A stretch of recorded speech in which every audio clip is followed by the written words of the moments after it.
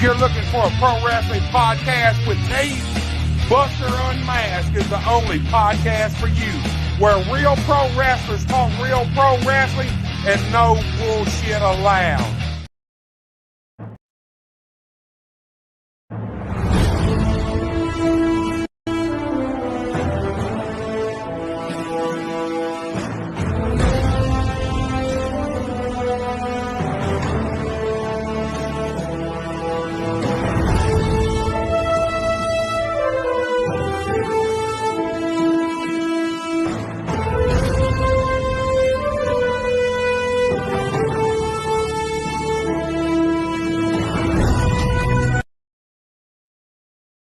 All right, guys, we're here. We're live, and you're watching a very special episode, a Bluff City episode of Buster Unmasked. Look, this is a simulcast event.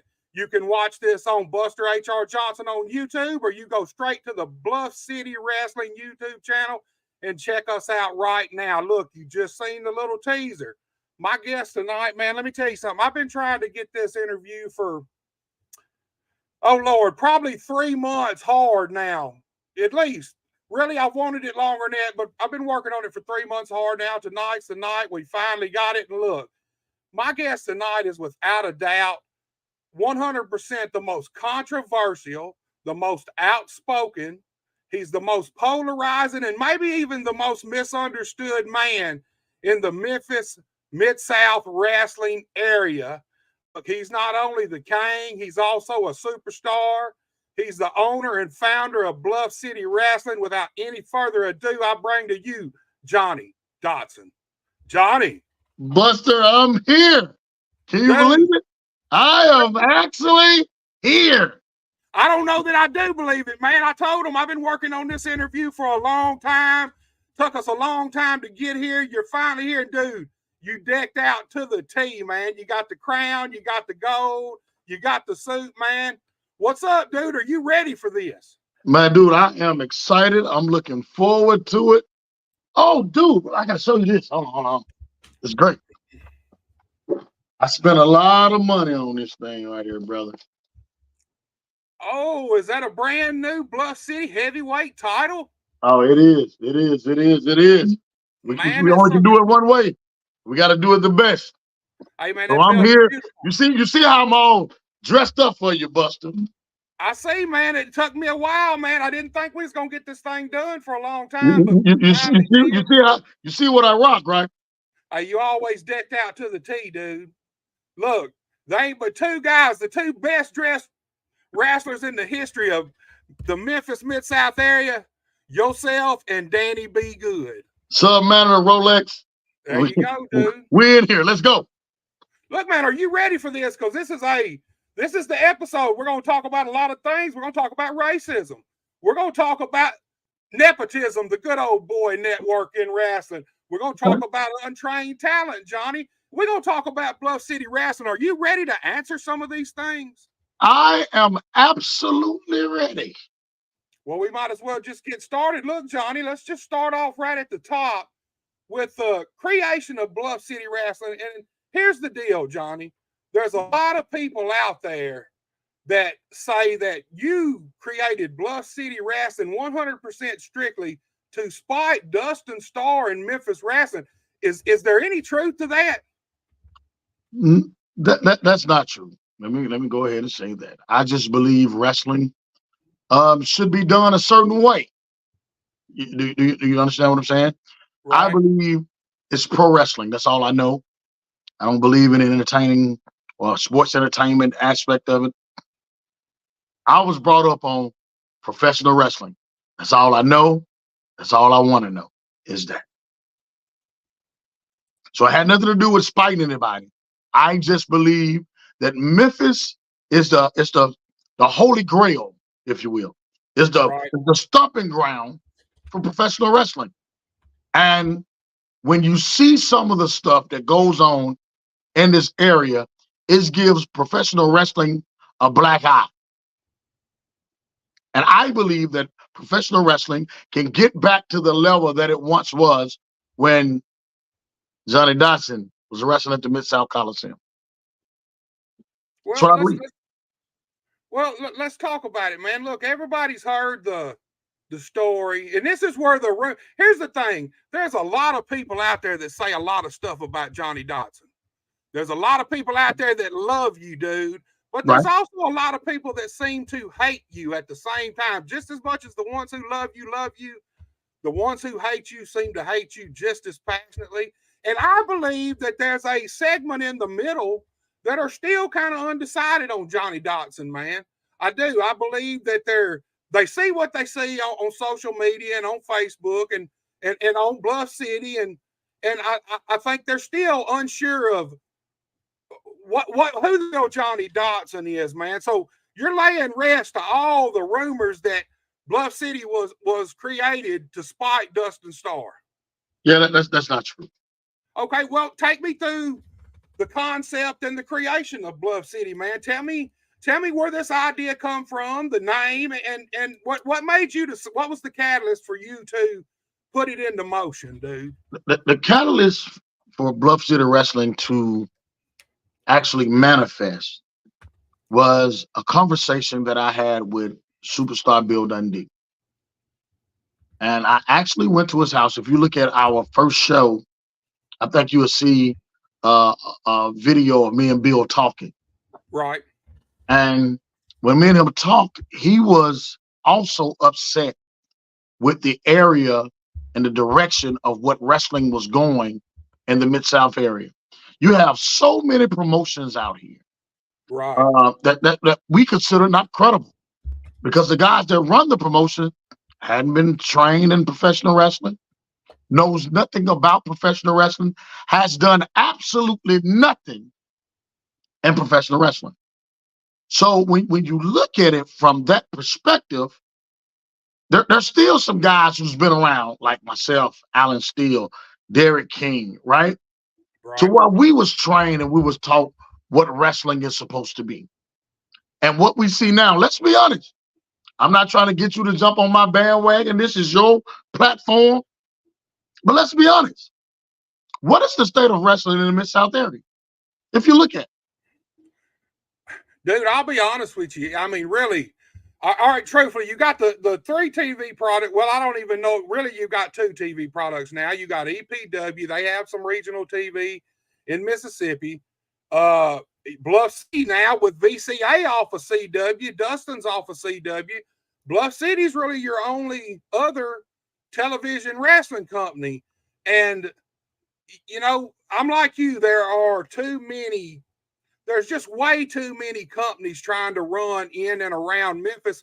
And some of those companies, like you said, are not credible.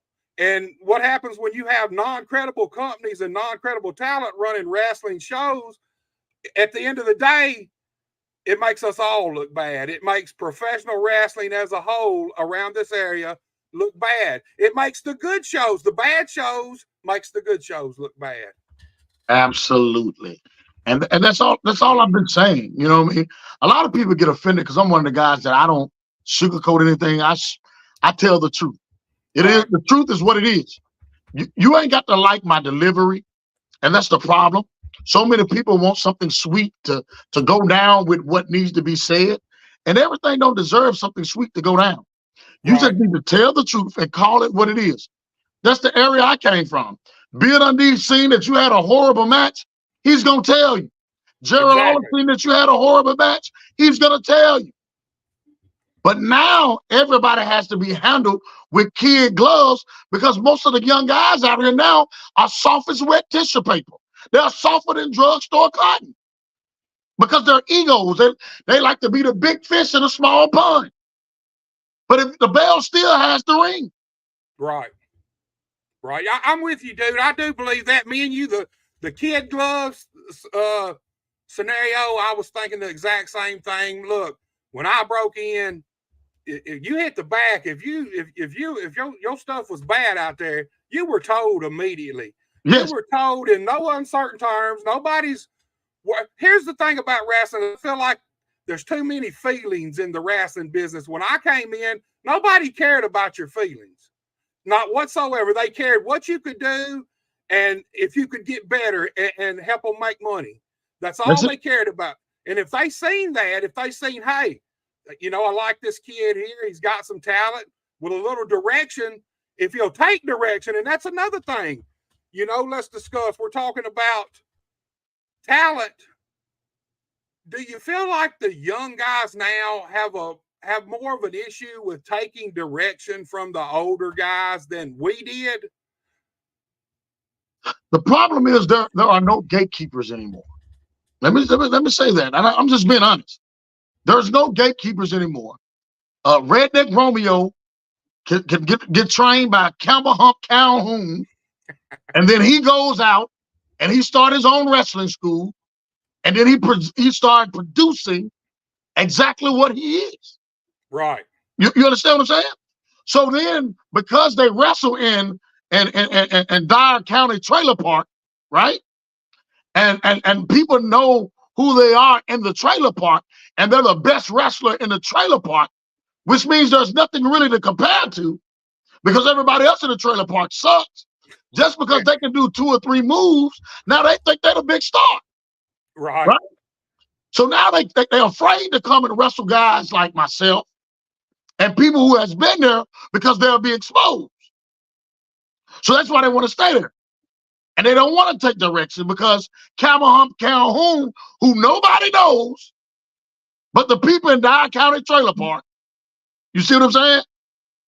Nobody knows, but they value what they say based off the mere fact that's the only place they ever been. Right. And that's the problem. Well, let me hit you with this, Johnny. Talking about that, do you think that look, when I got in the business, I had all the hopes and the aspirations that I was going to make it to the big time. That was the goal. Come on. Right, that's it. Do you think that I've noticed myself over probably the past definitely 15, maybe even closer to 20 years now, that a lot of these guys, they break in the business and all they really want to do is wrestle in the trailer park, wrestle at their local hometown show. They don't care whether they make it anywhere, but they're hobbyists. So now here's the thing. There are some very talented guys out there that are hobbyists, but there's also way more of these hobbyists that give pro wrestling a bad name in the end. What's your thoughts on talent and guys not getting into business with the dream to make it? Hellraiser, I've known you almost 30 years. Right. Right? When I broke in this business, my whole sole purpose was to make it to the big time. Right? Right. I wanted to be signed, which I did accomplish. Right? I wanted to make it to the big stage. I didn't just want to be a local yokel. I didn't. I wanted to wrestle every single day because I love the business that much. I was that passionate about the business. Bill Dundee could call me on a Tuesday and say, John, I need you to go. If I had a shoot job, I would quit my shoot job to go. Right. Because I believed that I could make it. And that's my problem with most of these young guys. They just want to walk around in their little porta potty of a town and tell people, I'm a wrestler. I'm a wrestler. Come see me in the nearest tin can down the road for $5. That's my problem. I feel like I am a superstar. I'm above that. But in order to do that, you have to go out and be a journeyman. Right. You got to hit the road. It's not about the money. It's about the lessons and the experience. Because just because your friend tell you you're great doesn't mean you are. Exactly. Buster, I promise you, God is my witness. I thought I was the best thing going at Memphis this one time because I was hot. Let's be honest. I was hot on Memphis TV. I've been blessed to work every television wrestling show in the city of Memphis. I was hot. I thought because I could do the hurricanranas, all the back flips, do all the high-flying lucha libre style of wrestling, and then plus being an African-American at the time, they had never seen anybody like me in the South. Because Derek didn't leave his feet. Derek was Jerry Lawler. Right. Me, I was something different that they hadn't seen. I could do a drop kick and land on my feet. I could take a backdrop and land on my feet, right? But when I got called by Arn Anderson to go up to the power plant to wrestle, I wrestled Elix Skipper prime time for 6 months. The first day I met him, he was a freak of nature. He was like 6'1", 230, cut, ripped, and could do everything I could do. Evan Courageous, cut, ripped. But me, I'm a skinny 130-pound kid. So they let me know I wasn't as good as I thought I was.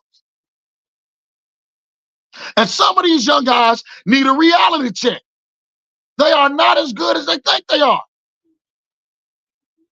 Just because you're the best in that small pond. Go somewhere else. Right. And see what happens. Yeah, you're right about that, because here's the thing. You work at these same places week after week, year after year, same talent. You've done work these guys over a few years, probably 30, 40, 50 times each.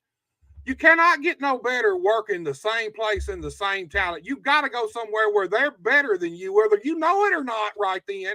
You've got to go somewhere with upper echelon talent to see if you really fit in there. You know, here's the thing. You talk about Elix Skipper and Evan Courageous and those guys.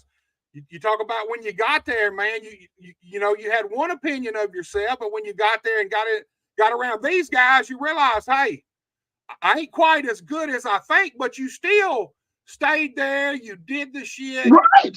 I mean, you got as good as those guys because you had to work with those guys and they were better than you. Yes. That's how you get better in this business. You have to work with people better than you to ever get better in this business. And I know Derek worked for the other company, but the truth be told, whenever Vince allowed Corey to bring his talent in, there was only 4 people those people could work. Jerry Lawler, Brian Christopher, Derek King, or Johnny Dotson. Right. If you look at any of the Memphis wrestling stuff, because we were different. If you look at our matches and compare us to everybody else, we were different. And there's no guys in this area right now that really stands out, that has that it factor. Right? Because we were taught that you had to be able to wrestle technically. Because I was smaller, I had to be able to fly. I had to be able to brawl. I had to be able to talk. Right. You had to have all of it. A lot of these guys don't have it. They don't have that passion. They don't have that drive. They become contempt. I told my church one Sunday that there was a difference between moving and progressing. A lot of people are moving. If you get stuck in a gravel pit, or you get stuck in a mud ground that's wet, soggy, and you get caught up in the mud, your wheels are moving, right, but you're not progressing. And that's what I see in the area of wrestling here in the Mid-South. A lot of the guys are moving, but they're not progressing. Yeah, dude, I'm with you on that. I fully see a treadmill effect around here. But let me ask you this. That carries me to one of my other things. You were talking about when you broke in, when I broke in. Look, pecking orders in wrestling, dude. Look, I'm a firm believer that there's a pecking order in everything in life, every kind of business. So why would wrestling be any different? And here's my theory. You're talking about these. All right, say back when the USWA was around, even if, here's something to deal, like when we broke in, even if you your first goal before they even make it to the WWE or WCW or anywhere like that was to make it to damn Channel 5 Wrestling. Absolutely. That was the goal. That was the pecking order. And see, ever since USWA has been gone, Terry Golden had it for a few years. And honestly, Terry Golden's probably the last dude who worked wrestlers 4 nights a week minimum. Right. Since USWA. But the USWA and companies like that, Memphis Championship Wrestling, Power Pro, Memphis Wrestling with Corey Macklin, those companies kind of help keep everything in order, because if you were just starting out around here, you didn't have to try to immediately shoot to the WWE or WCW. You had this big regional company with TV. That was the immediate goal right off the bat. If I can get here, then I can get here, you know, but you got to get there first. Do you think we need, I personally do, I 100% believes there needs to be a company around here that is at the very tip top of every other company around. What's your thoughts, Johnny? I agree, because a lot of the young guys now has been brainwashed by other promoters. You know what I mean? If you got an opportunity to get on television, take that opportunity, because once you learn to work TV, right, you can work TV no matter what level it is. Right. Because you're going to still have your hard cam, right? You're going to have your mobile cams. Once you learn how to work, people don't understand the wrestling show that's on TV is a commercial for the boys. So people can learn who they are. Right. People are not going to pay money to see you because you redneck Romeo in Dyersburg, and you done held the Romeo heavyweight title in Dyersburg, but only the people there know you. When you come into a new company, you have to start at the bottom. And I know the Weather Channel company is telling folks this here and that there. The fact of the matter is, there is no difference in that company and my company. There's no difference. Except we don't sell you dreams. We give you reality. Right. That company been going on now for almost 5 years. How many people have they produced that got a contract? I'll wait.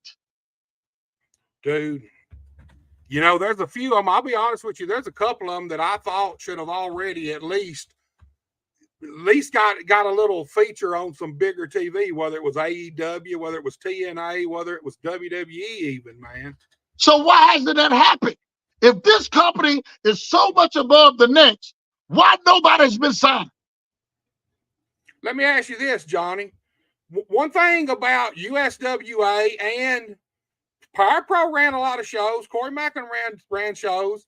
Terry Golden, like I said, Terry Golden, KAW, and Memphis Championship Wrestling was the last company to run the territory. Run it at least 4 nights a week plus TV tapings. So let me ask you this. You know, look, if you're the WWE or AEW, especially WWE, and you're getting billions of dollars for your TV rights, you can actually make money yourself and pay your talent off of that kind of money without house shows. But in this day and age, it ain't just this day and age. Always, pro wrestling was built on live attendance. That's right. What it was built on. Like you said, TV was just an advertisement to get you to come buy a ticket to the show. Okay, do you feel like if any one company is really going to take over this territory again and run it, that they have to run 3-4 nights a week minimum? Here's the thing. You might be able to make money off of TV regionally around here, but you can't pay your boys. So what happens when your boy, here's the theory, Johnny. It's the big house in Nashville. When Jerry Lawler pulled up and seen Jerry's big house he just built, Lawler, the first thing he thought was, I ain't getting paid enough. I ain't making enough money. I don't have a house like that. Okay, so what happens when some of these guys that have been loyal to these companies and been working for them for a long time now start seeing that the owner promoter is making money, but they're not making anything? What happens? That eventually the boys are gonna go somewhere where they get paid. Absolutely. And here's the thing: I understand that like you said, selling a dream. You're not making no money, but if you work here, maybe you can get to here. Well, that works too for a while, but eventually, after a long time, and boys start realizing they ain't getting those spots. Here's the thing. You might get an extra spot in the WWE as a security guard or whatever, but if you do that too many times for them and they never put you in a dark match or any kind of match to see what you are as a talent, then you're going to, it's getting pigeonholed. There's going to come a time where that's all they see you as. They're never going to see you as a viable talent. You're only going to be enhancement, or not even enhanced, but you're just going to be extras. Whatever they need, that's all you're going to be. And I think, I mean, what's your opinion, Johnny? Do you think it's going to really take a company to open up and run this territory to rule it? I absolutely believe that. And I'm going to say this, and this is no knock on anybody, but I have to be truthful. I've never was a security guard for WWE. I never was a security guard for WCW. When I came in, when they told me to come in to take a look at me, I wrestled. I didn't sweep out a ring. I wasn't security. I wasn't no extra like that. I wrestled. And so here's the thing that most guys don't understand. When these major companies have their eyes on you, they're not going to hesitate to sign you if they want you. Right. So you got to also think about it from the local promoter's standpoint. Is he really trying to help you, or is he using you to help himself?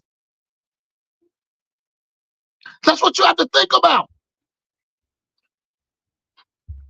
The vision of Bluff City Wrestling is to create an atmosphere of old Memphis style of wrestling. That's what I want. I want to be a blessing to every young talent who truly desires to do this. I don't care if they work for the other company or not. If I feel like they have a chance to make it, I will verbally co-sign for them to get looked at. And that's how it should be.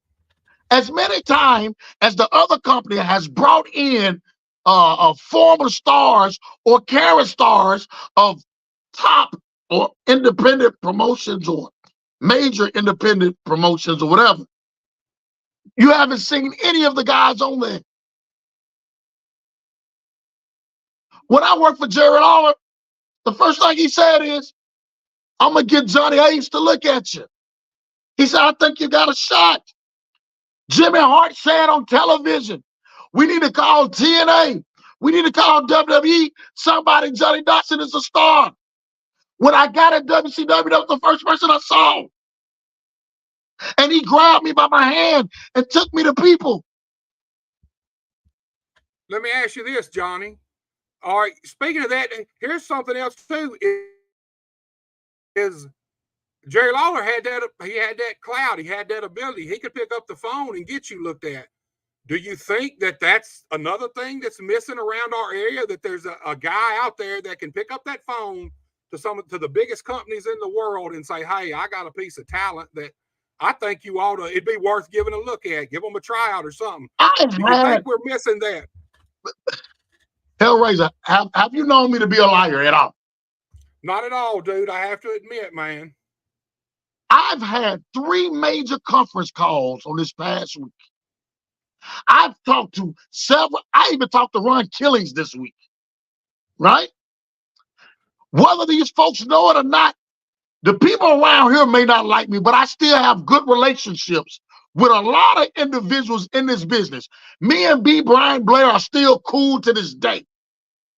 So much so that they wanted to bring a Memphis edition of the Cauliflower Alley Club to Memphis and make me the president over it.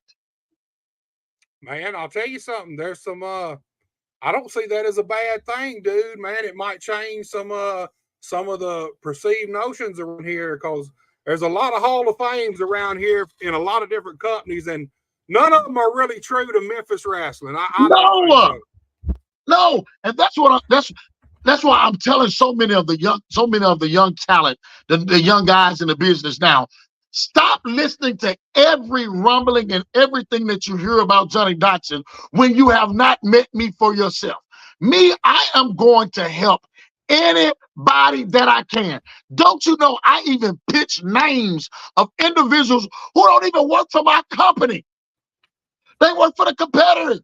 I've mentioned their names just so they can get looked at.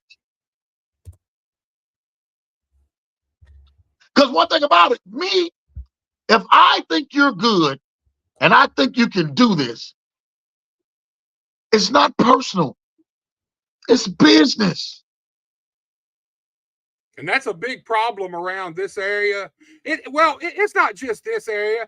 Wrestling is like that anyway. It's a personal business on the backside of it, man. Too many decisions are made out of personal reasons instead of business reasons. Out of friendship. Dude, because somebody don't like you. All right, look, I'm glad you said that. That brings me to another one of my talking points. Nepotism, the good old boy network.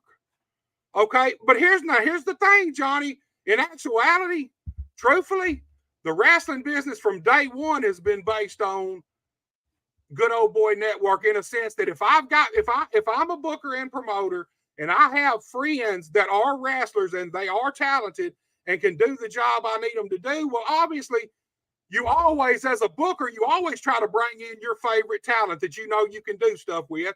That's still nepotism. It's still the good old boy network. Give me your thoughts on this good old boy network, because it definitely, the nepotism in wrestling 100% exists. And I would say this, to a certain degree, it needs to be. You know what I mean? It needs to be to a certain degree. Because when I broke into business, and one of the greatest mistakes of my life that I've ever made, I believe I would be signed with WWE right now if I never would have told Undertaker who my trainer was. When I told Undertaker Bill Dundee trained me, he had this look on his face. Right. Like I was Bill. I think that to a certain degree, he shouldn't have looked at me because I was trained by Bill Dundee and then I don't get a call back up. Right. You was just putting me over. And it happens. Like, that happens all the time, dude. But it shouldn't. Undertaker was putting me over. Hey, kid, you're remarkable. You're good, man. Who trained you? And when I said Bill Dundee, if you mention that name again, if you want a job here, you won't mention that name again. These are true stories. And he still didn't do no good because you still didn't get the job. I didn't get a call back after that. I was going everywhere with them. Tagging with David Cash, Kid Cash. Right. Come on. So I speak facts. And that's what I hate around here. Because you got one guy, because of where he don't even really work, but whatever, he's seen there. Everybody think he's the puppeteer because he brings in C-list celebrities. And they're so afraid of him that they do everything that he says. In reality, it ain't benefiting them at all. I give everybody a fair chance at Bluff City Wrestling. And I don't just run the company. There's votes. You see what I'm saying? A lot of my stuff get vetoed. Right. But guess what? That's how you make sure it ain't about you. It's about the company. Right. So now I really don't have much say-so at all. There's other people behind the scenes that say stuff, give their advice, and push home what they want to push home. Do you think can I have some say-so? Absolutely. But to make sure that I don't make everything about me, you got to have people like that around you. And if people love you like they say, they love your business like they say, right? They'll get in your face when they feel like you ain't making the right decision. Right. That's one thing you don't need. There's a lot of yes men in the Yeah, wrestling business. If you're absolutely. a promoter or you own a company, there's plenty of guys ready to tell you everything you want to do and you think of is perfect. It's great. It'll work because that's how they figure they're going to get their spot, man, instead of relying on what they actually go out and do and their talent. I told some young guys just last week, stop listening to everybody who's telling you you're great. Because the guys that's telling you you're great, soon as you walk off, they'll be like, man, he's the drizzlings. They'll tell you you're great and never even watch your match. Right. I don't do that. I want everybody to be good at this and take it serious. Well, look, Johnny, before we move on to the next topic, because it's going to be a hot button issue, I want to do a little, I've got some names of some guys and some companies. I want to do a little word association to break the monotony a little bit before we move on to the next topic. Because like I said, it's going to be a hot button topic. Look, the first name I've got, you've mentioned him several times. He's your trainer. Let's talk about him. Give me your thoughts on Bill Dundee. Love him. Wouldn't be where I am today without him. And what I mean by that is Bill has always been a straight shooter. Bill is going to tell you you suck. Right. And he's going to tell you did good. You know what I mean? Right. So I've been with Bill since I was 18 years old, man. I've been with Bill my whole adult life. That's why I'm at the birthday parties. When he's in a hospital, only certain people can go visit him, and I'm always on the list. Right. Because we have a father-son type relationship. Love him to death. Would do anything for it.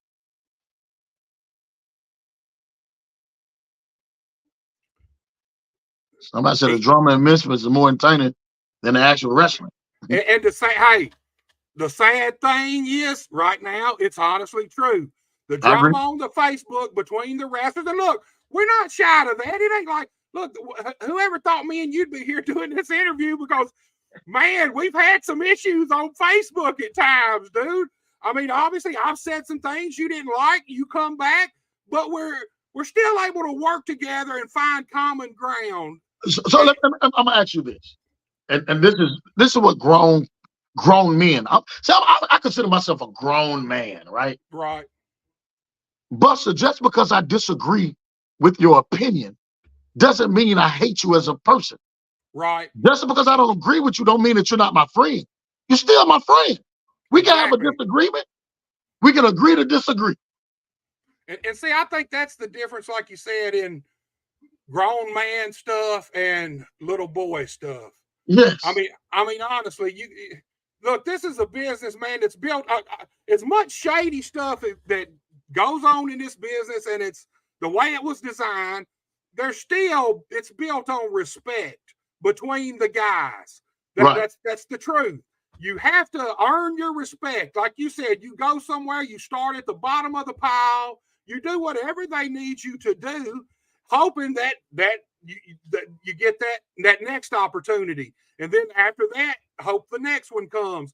But it's built on respect, and by going somewhere, doing what you're asked to do, doing your job to the best of your ability, doing it well, you earn people's respect, whether it's your peers or whether it's promoters, owners of companies.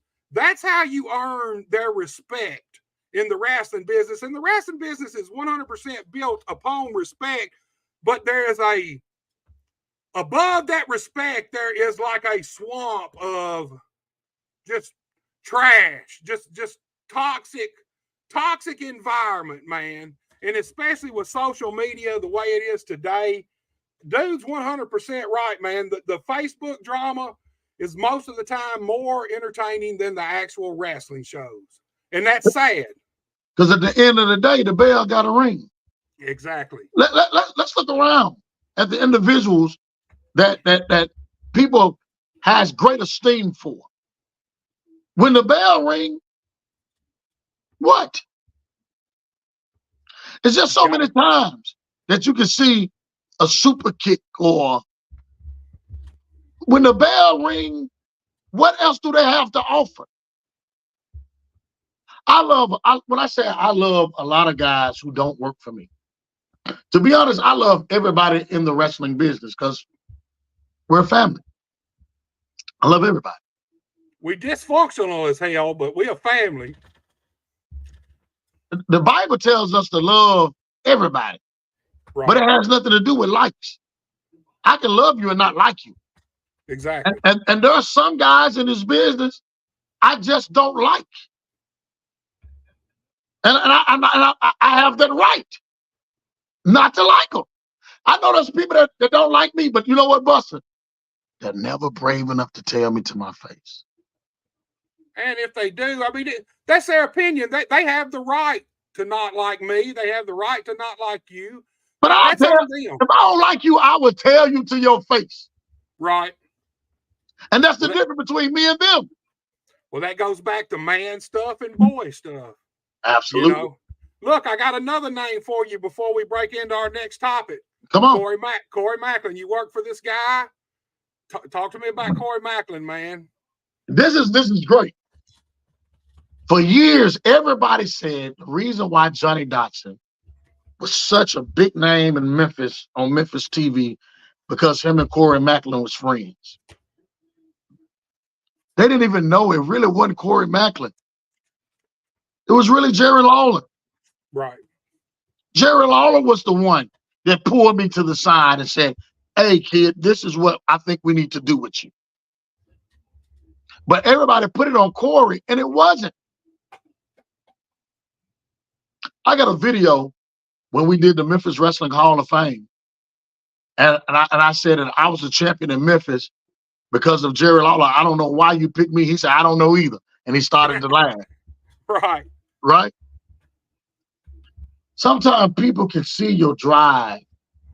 And I've said this before.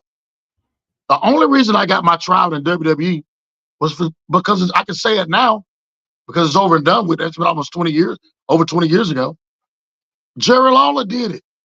Right. And he told me not to tell anybody. Well, I'll be honest with you.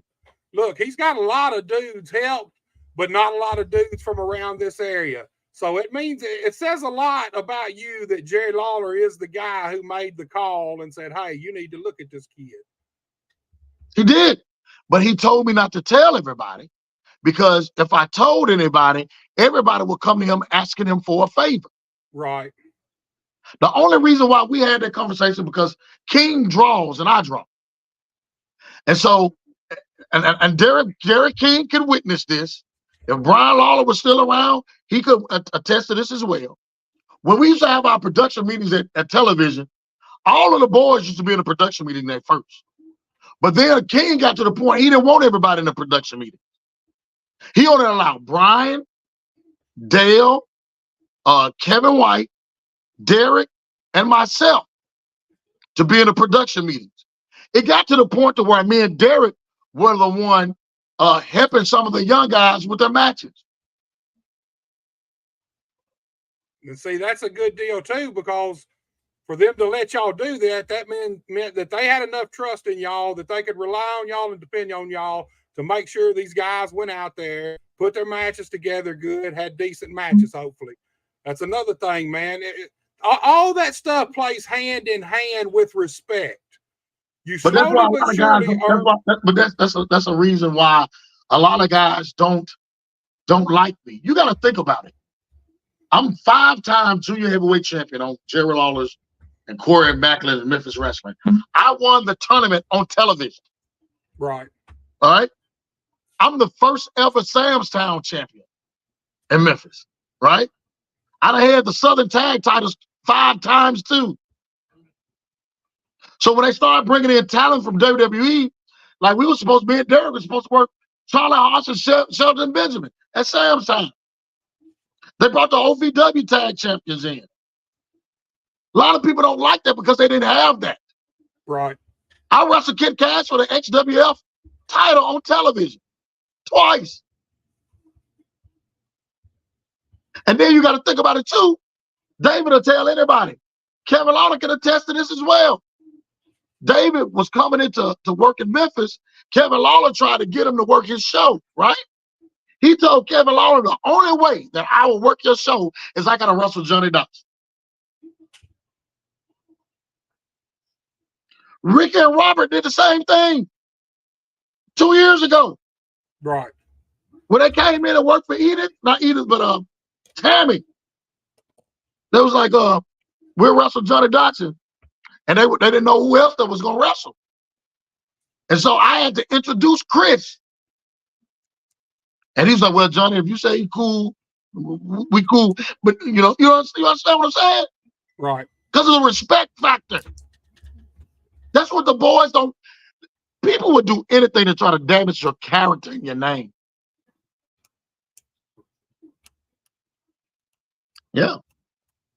Well, look, Johnny, like I said, there's a lot of people out there that say a lot of things about you. Okay. And believe a lot of things. And look, no doubt you're one of the most outspoken guys, maybe the most outspoken guy around our area and our territory in the wrestling business. And you speak out a lot about race and racial equality, not only in the wrestling business, but in life in general. But, Johnny, there's a lot of people out there, and this is 100% truth. There is a lot of people out there that say that you're a race baiter. They say that you use race as an excuse when something don't go your way or if you fail at something. And there's a lot of people out there that say you're actually the racist. Johnny, is Johnny Dotson a racist? Look at my locker room. You've been knowing me for 30 years. Have you ever thought it?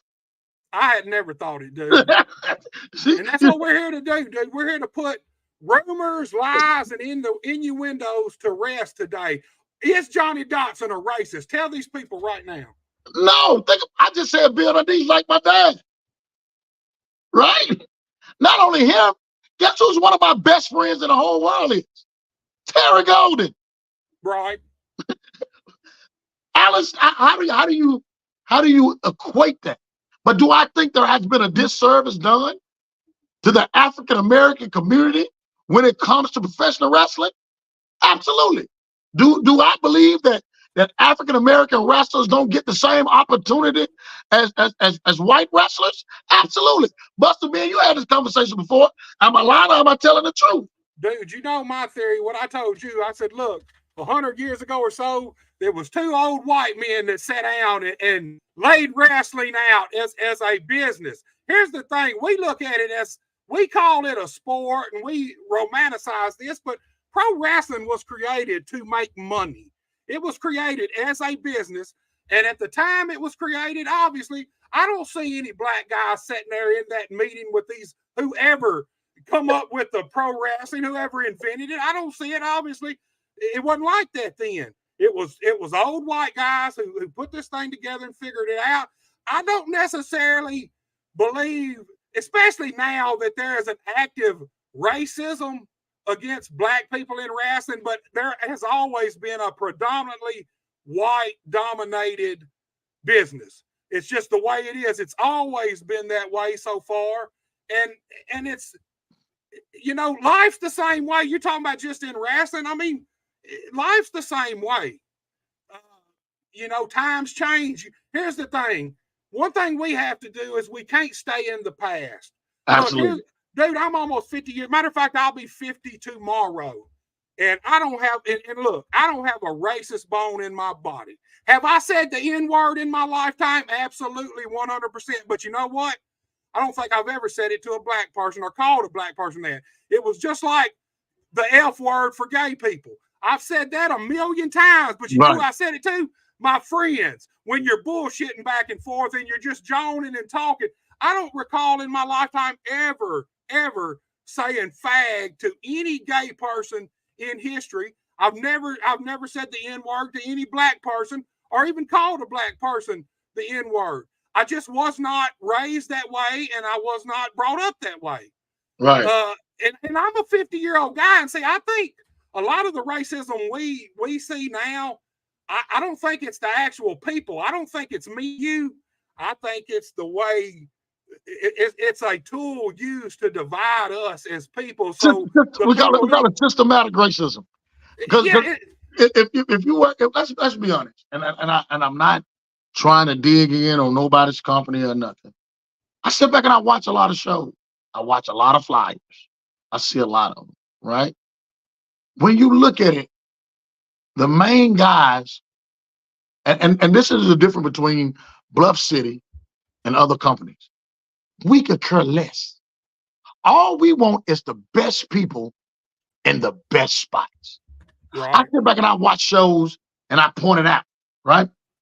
I sit back and I watch like the Ray Sanders, the Denzel Rollins, the Kate Tumors of the world, and all these different type of people, right? I sit back and I watch like the Austin Mulatalo kid. Right. You know what I mean? Let's be honest, Denzel Rollins was one of the top talents in the Mid-South area for a while. But now he's a joke. He's a joke. Hey, he's definitely one of the top. Look, I've seen Denzel a lot live. Did you see his match? Have you watched his matches on TV, on the web app? I hadn't yet, dude. I hadn't. Dude, go watch him. He's a joke. And I've seen him live. He was a mainstay at AHCW. I've seen him in Dyersburg. I've seen him for Legacy Pro Wrestling when Red and them had it. Denzel is one hell of a worker, man. He's a hell of a wrestler. And yeah, Johnny, this dude here, he says, why do you keep talking about how good you think you are?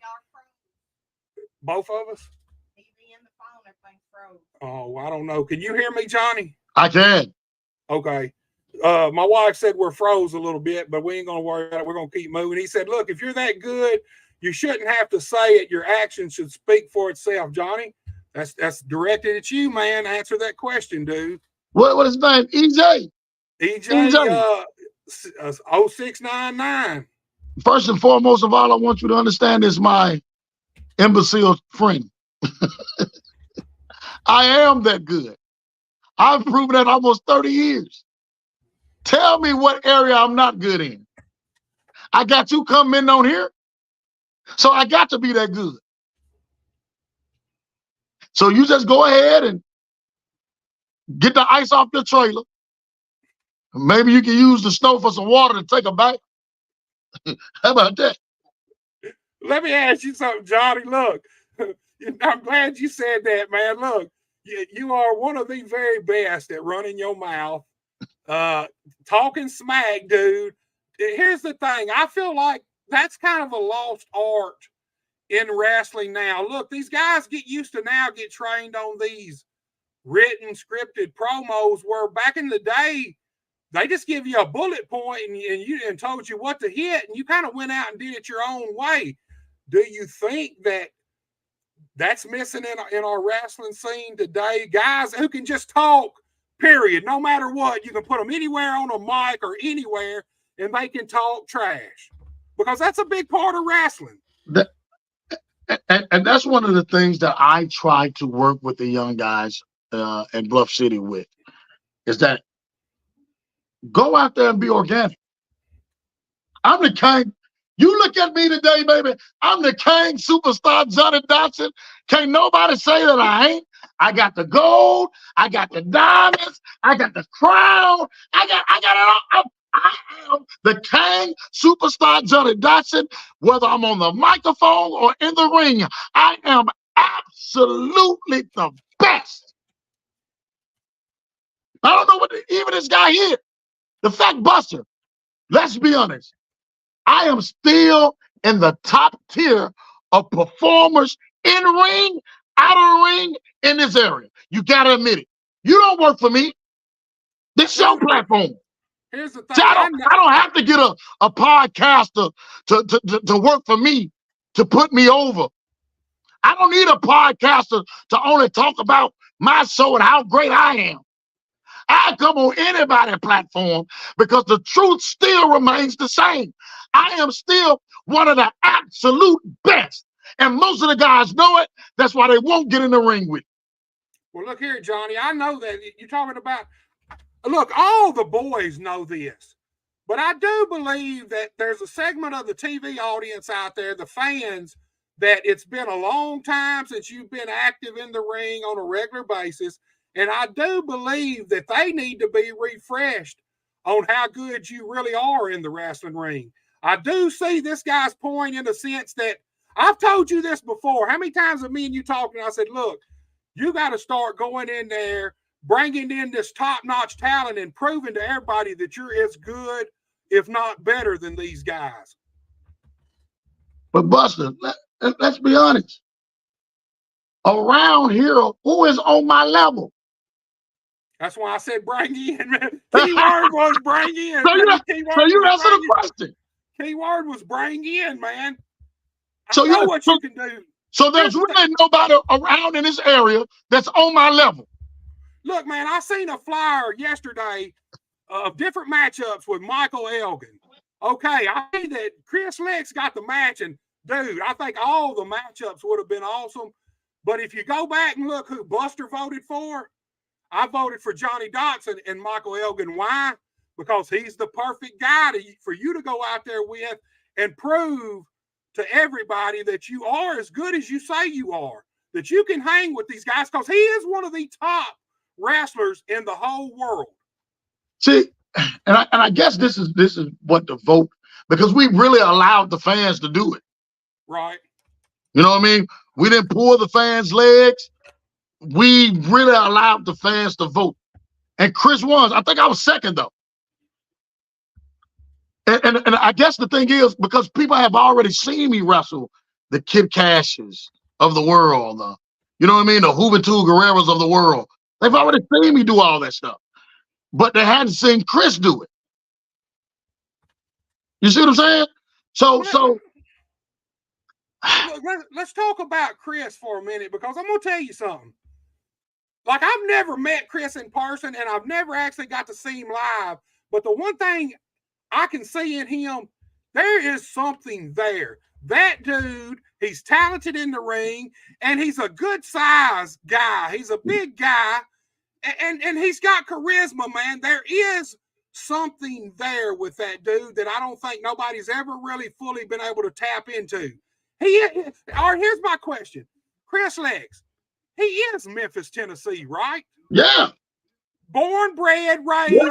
I mean, you know, look, I'll be honest with you, Johnny. He's a guy that I see maybe one day holding that Bluff City World Heavyweight title, because there is something there. If you want to promote Memphis wrestling, he's got, like I said, he's got the talent. He's got a look about him. He's got charisma. He can talk. Man, everything's there. I'm ready to see all this potential be harnessed together and turn into bloom into a rose, dude, because he's got it, man. The dude has got it. It just needs to be brought out and showed to the world. And Buster, that's what a lot of the young guys around this area is missing out on, is that I want to give them the opportunity that I had to really fight for to get. Don't you know, I'm willing to help anybody. Anybody can come to Bluff. We really have an open door policy. As long as you've been trained, we'll take a good look at you. And we'll help you develop to get to where you want to be. Chris Lex is one of the most underrated talents here in the Mid-South area. Chris Lex, and I'm going to be honest, I'm not knocking nobody else. Anybody from any major organization can come to Memphis and get in the ring with Chris Lex, and they'll kill it. He's one of the few guys in this area that can do it all. And I get it. I would love to wrestle Michael. I would love to wrestle him. But I have nothing else to prove. And let me say this again. Everybody knows all of the negotiations, all of the talking we've been doing with some superstars that work for other major promotions. The first thing they say when we come down, we want to wrestle you, Johnny. We want to wrestle you. I want to get to the point that they don't have to wrestle me when they come here. Right. We got Chris Lex. I'm going to tell you somebody that's underrated. And this was used wrong. Mean Martin Luther. Precious. Dude, I seen him. I seen the debut yesterday. Here's the only problem with that, Johnny. I wish y'all would have saved that debut until February. He's Mean Martin Luther. February is Black History Month. Man, I just think that would have been an awesome thing to do, is have him promote his debut and promote that Martin Luther's coming to Bluff City and he'll be here the first Saturday in February. That's the only thing. Hey, dude, he's a hell of a this talent, brother man. here, Mean Martin was doing things with WWE too. A lot of people don't know. Right. He was down there with Teddy Long in Texas. He's traveling. He's a journeyman. But because of the, friendships and the politics, they didn't even do him right. So I'm gonna give him a chance. Another guy, Tattoo, absolutely phenomenal. Right. But because of your personal opinion about him, they say Bluff City is the only show where you have a 5'5", 150 pound. I'm not 150 pounds, you dummy. You got I'm you a 210 fan, pounds. Huh? You got you a fan tonight here, dude. Let me say this. He said I'm 150 pounds and act like he's the best thing since sliced bread. Ask your mama. Oh. I'm the best thing since sliced bread. You look at that 210 pounds. You don't see it? And I'm not 5'5". I'm 5'6.5". Twisted steel and sex appeal. I would have been your dad if the dog didn't beat me to your mama. Lord Jesus, man. See, that's what I think's lacking in the wrestling business. Most people can't just talk, man. They can't talk that trash, dude. EJ better get somewhere and sit down and quit stealing electricity from the trailer next door. Damn, stealing electricity from the trailer next door. Look, before we move on to the next topic, dude, I'm going to give you another one of these word associations. This time it's wrestling companies. 901 Wrestling. Give me your thoughts.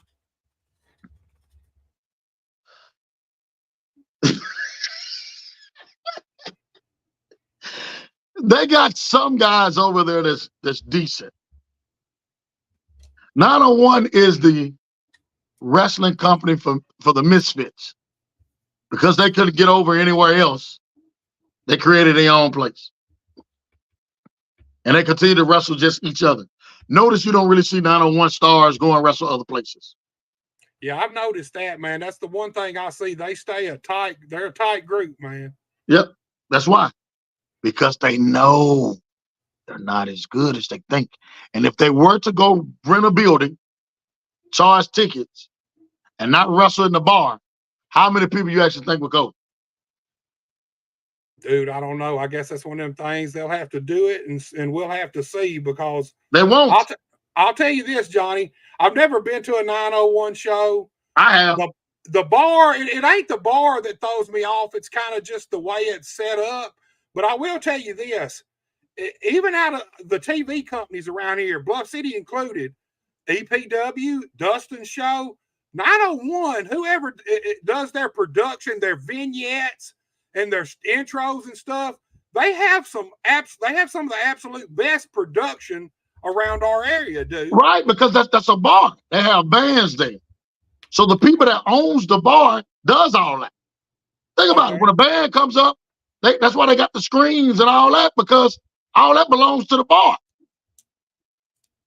You see what I'm saying? Right. So that's what I said. If you remove them out of the bar, make them go rent a venue, let's see what they would do. We already seen what they Saturday Morning Live does.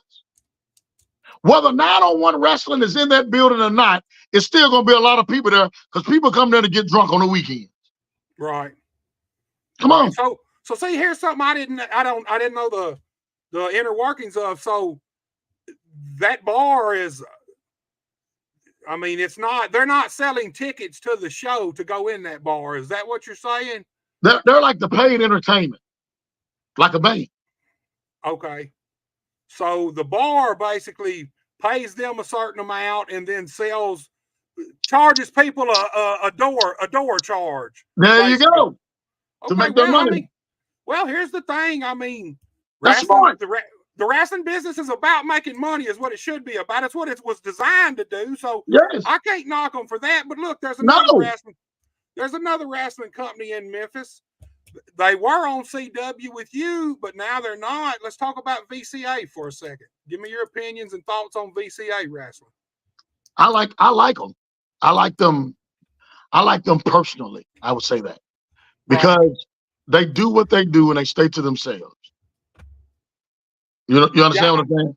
Hey, I'll tell you one thing. I never see any of those guys in any drama on Facebook or anything. Like they're almost, here's the thing, and this is to their detriment, they're actually almost invisible on social media.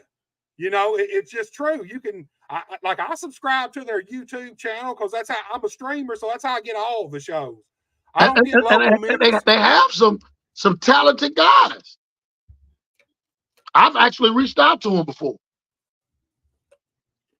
You know, here's what I see with that company, Johnny. You're right. They do have some talented performers, some talented wrestlers, but I think they're stuck in the rut of they only wrestle each other. Some of these guys need to branch out and go wrestle at other places, man.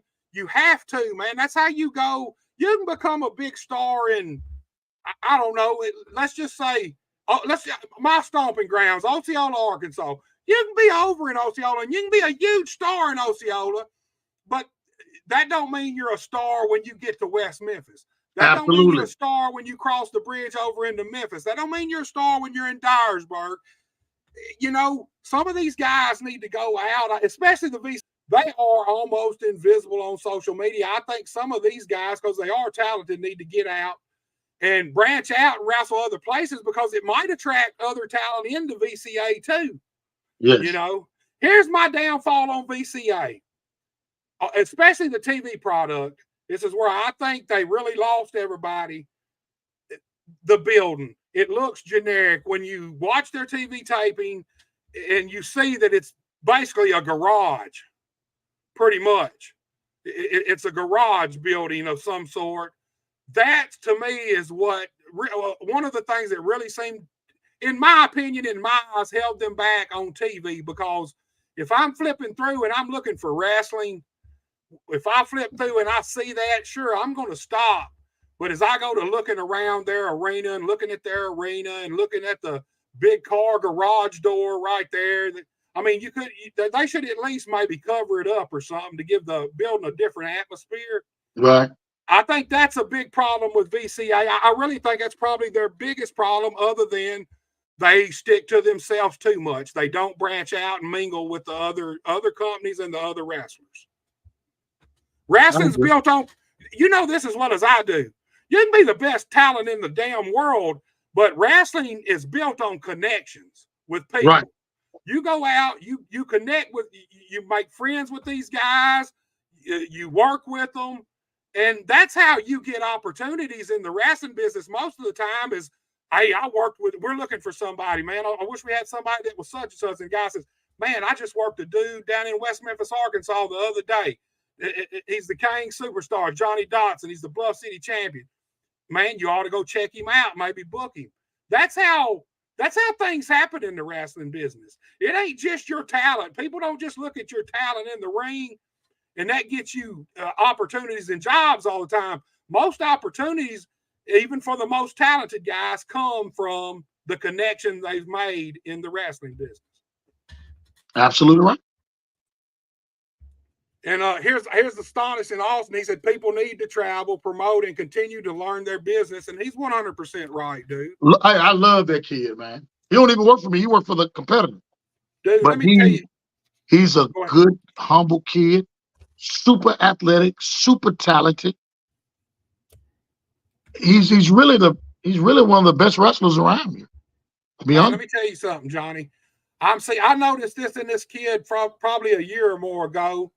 I put out, he did something, a video or something, and I shared it and I tagged onto it, man. I'm seeing a lot of Gino Hernandez in this kid. I do too.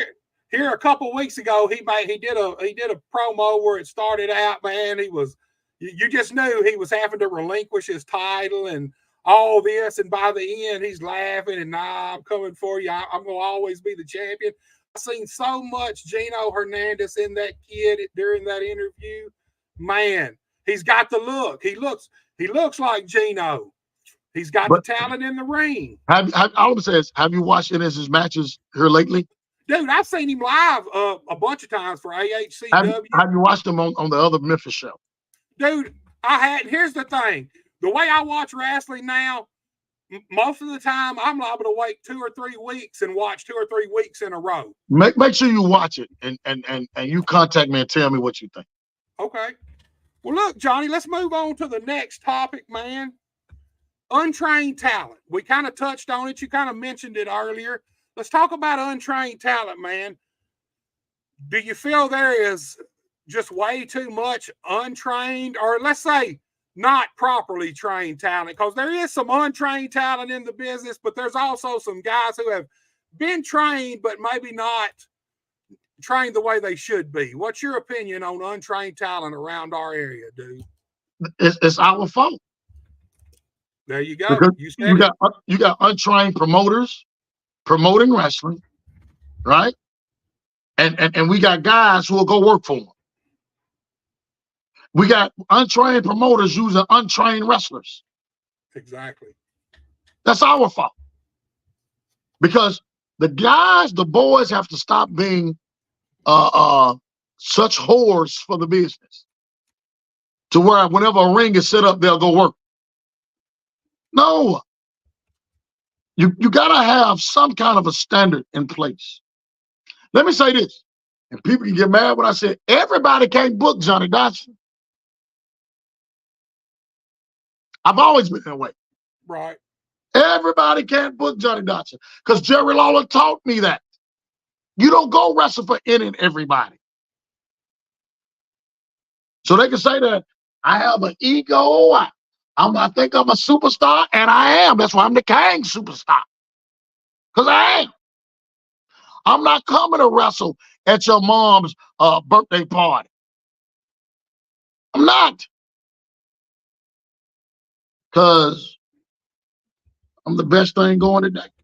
Well, look, man, this harkens back to the untrained talent. Do you believe it's just too damn easy to get in the wrestling business nowadays? Dude, if it was the way, and you know I ain't lying, because you're probably going to laugh when I say this. If it was the way it was when we broke in, half of them wouldn't even be allowed to come to the back. Dude, I agree with that 100%. I ain't even going to laugh about that because that's such a real statement, and I feel that shit, dude. I'm going to be honest with you. And that's why people get mad at me, because I state the facts. You know, I talk about wrestling being built on respect and earning the respect of your peers, but even when you first start training, that's where you start building respect right then. That's where it all starts at. Yeah. If you know, that's where it. Here's something else too. I fully believe that you need to go out and find you a reputable trainer. That don't mean you don't have to go out and find some guy who's been the WWE World Champion. You got to go out and find you some guy that you know has done enough and been around enough, and you know that this guy knows everything there is to know almost about pro wrestling, inside the ring and outside the ring. And I see too many guys get trained. I see a guy get trained, and then he wants to turn around and train his friends. Yep. You know, and that's where this guy might have been. And the guy that's training his friend didn't even complete training.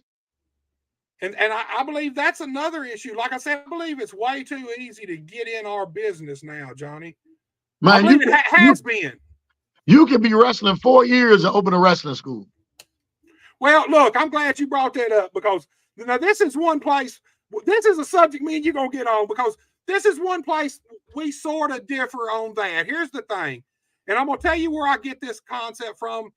When I first started, Jerry Jarrett told me one time, he said, man, he said, look, he said, some guys come in here, talking about wrestling school, because I was in training. He said, some guys come in here and they can get this right off the bat. It's almost second nature. It's like they're naturals. Other people, they come in here and it takes them a little while to get it. But once they get it, some of them turn out to be some of the greatest wrestlers and greatest stars in the world. He said, other people, no matter who tries to train them and how much they train, they never ever get it. They never ever get what the wrestling business is about, and they never ever make it any further than training, man. And that's the problem. You know, this whole stems about the training come from Jason Genesis. Jason Genesis decided he was going to start training wrestlers. And you obviously immediately jumped on and said, hey, you know, at this many years in, I just don't think you should be training wrestlers. And look, here's the, you know as well as I do, all veterans will tell you, it takes a minimum of 10 years to really start getting this business. Yep. But going on Jerry Jarrett's theory, you know, I look at it like you can't hold every single person to the same same routine, because here's the thing. Shawn Michaels might have been a natural immediately. Marty Jannetty, it might have took him 2 years to really get it. So, and here's something else too, Johnny. It goes to the talent and the level you've been working. Your years don't always. They do not. Your tenure in the business does not always reflect the experience you actually have, is what I'm saying. So let me ask you a question. Okay. How good do you think Jason Genesis is?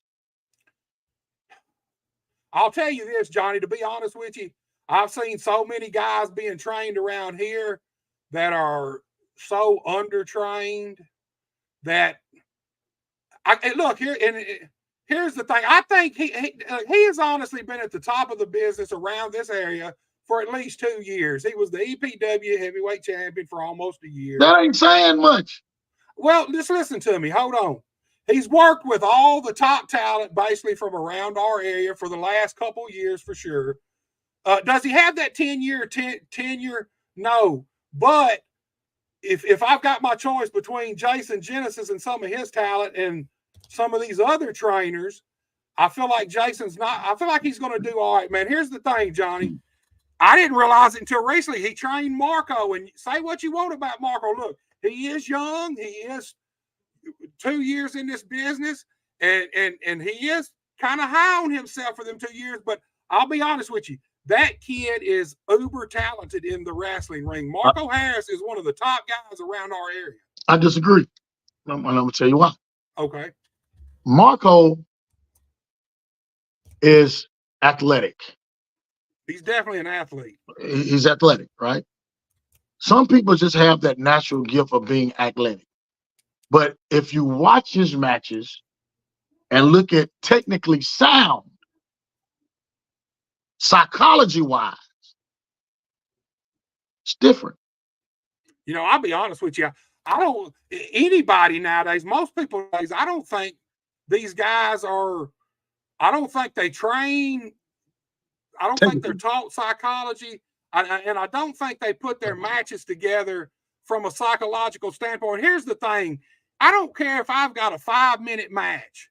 Whatever story we're telling, if we don't have an angle and it's just a one-off, I was taught every match is your opportunity to tell a story. No matter what it is, that's your opportunity. No matter what it is. I don't care whether it's a 2-minute story, a 10-minute story, a 5-minute story. If it's a one-off, that's your opportunity to go out there and tell this one story. Okay? I feel like in my head, when somebody, a booker, tell me, say, hey, here's your opponent, here's what I want. Then I put my match together from the psychological standpoint of the story we're going to tell that night. I do not go out there and I do not get with my guy and say, well, we're going to do this and this and this move and this spot here. I put it all together from up here, the story we're telling. A lot of times, say you got a 5-minute match with somebody, say it is going to be an angle and you're going to come back. One thing I see about guys nowadays, they have a bad habit of going out and doing every single thing they can do in that one match. And then when you come back for the second match, it don't mean nothing. People's done seen it. You don't have nothing to do that you didn't do before. I believe psychology is missing in a lot of pro wrestling, period, today, Johnny. I sit back and let me say this. I really like the upside of Marco Harris. I like his look. I think he'll be phenomenal, but he's going to have to join himself with somebody who can take him to the next level. right? Right. Because if you look at his matches, I can tell you everything he's going to do before he pretty much does it. Because I'm the guy that I just look at things differently. Like, I need to know who he is, what story he's telling. I seen the match between him and Ace Austin, and I think that was a flu match that he had. And so I give him grace on some things. But when you learn technique will kick in even when your endurance is not there. You know what I mean? Right. Just a basic way to arm drag a person.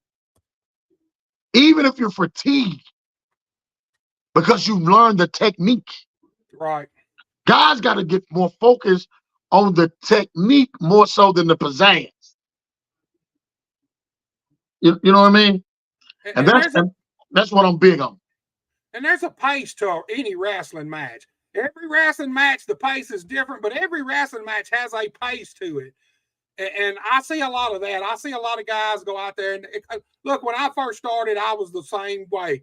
I could do pretty much a little bit of everything, but I was 90-0. Boom, boom, boom, boom, boom. You knock me down, I'm right back up.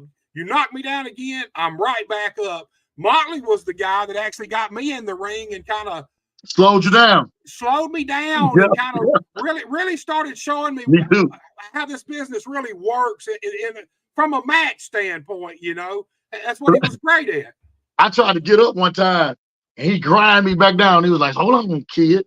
You know what I mean? Right. To let you know, because when you're wrestling different people, you have to know different styles. You know what I mean? And I say again, this is no knock on Marco. I think Marco have a good upside. I even see him maybe in the next 5 years actually being signed with somebody. If he boy, do too, Johnny. I believe that. Even if, but he's gonna have to get with somebody who can teach him the fundamentals and the basic style of mat wrestling. Because a lot of people won't tell you this. When you go to WWE, you go to TNA, they don't want to see you flying around. They want to see how technically sound you are. Right. And that's why Bill and D taught us wrestling first. You know what I mean? But I wish the kid the best luck in the world. But he's gonna have to, he's another one. He's gonna have to get out of these small ponds. You gotta figure this kid. Look, I seen him 2 years ago when he first started, and I've seen Marco live a lot. And look, he has improved leaps and bounds from the first time I seen him. Now he's not, like I said, he's still got some. He likes to fly a little, like he likes to go 90-0, and sometimes I think he needs to. He's got some beautiful moves, some beautiful high risk moves, but he don't give them full time to breathe when he does them. Sometimes he'll hit them. It doesn't register. And he don't give. Here's the thing: he don't give the move time to breathe. And you got to understand that you're also giving the fans time to absorb what they seen before you move on to the next thing. Because if you move too fast, you lose the fans. They you know, you say you do a 450 moonsault off of the turnbuckle to the floor on some guys. Well, when you hit that thing, you should. I mean, I see 30 to 60 seconds there where they're all down. You're back up, going around, kind of getting a little glory, letting it breathe before you move on to the next spot. And that's one of the things I see with Marco. I think he should let some of his spots breathe in between a little more, because I think he would get full reaction from the crowd if he did. But look, I've seen him improve a ton, dude, and I'm like you. I fully believe he has the potential and the capabilities to get signed. You know, like you say, eventually, though, he's going to have to branch out from this area and get bookings, get some other bigger bookings, some different places to go out and work different people. Actually, when I say I actually like the kid, I actually like the kid. I like Jason too. But I know EPW has what they have going on down in Mississippi. People have to understand wrestling is a business, and there's different markets. Marco may get the notoriety in that Mississippi market, but if he came to Memphis, because they've never seen, you understand? He's an African American that's predominantly Memphis. If he came to Memphis and worked Memphis television, I believe he could be a bigger star. Oh, I don't doubt that whatsoever. Obviously, I mean, here's the thing. EPW, I think they actually have some syndication now too. I know they had some regional TV out of somewhere in Mississippi, but I'm pretty sure now they've actually have some syndication, so their show goes out different places. But I mean, like you say, Memphis is a bigger market. Bigger market, exactly. Well, look, Johnny, before we move on to the next topic, let's do another little word association. This time, it's back to talent and guys, man. You mentioned this guy earlier, Derek King, man. Give me your thoughts on DK.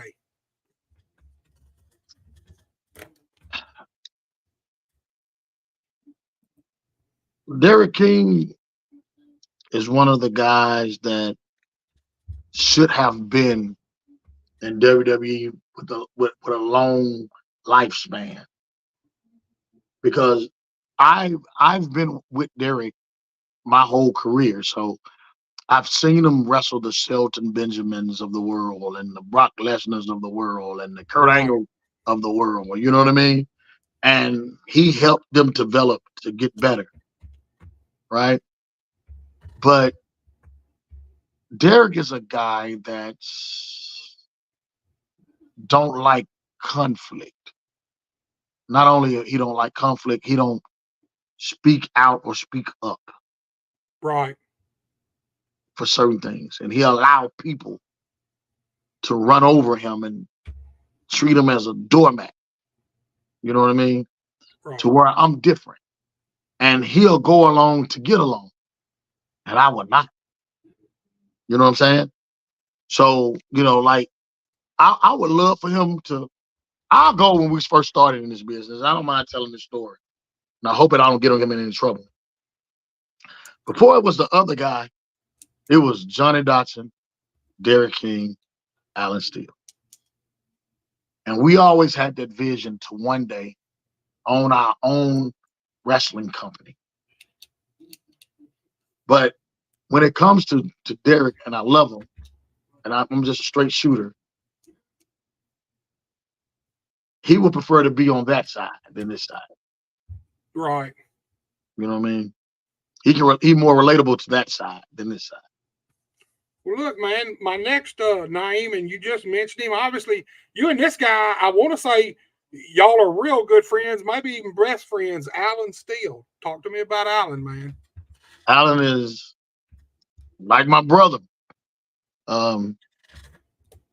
First kids born, Alan Steele was like their godfather. He bought the Pampers and cribs, and we've always been tight. Alan is one of the best wrestlers around this area.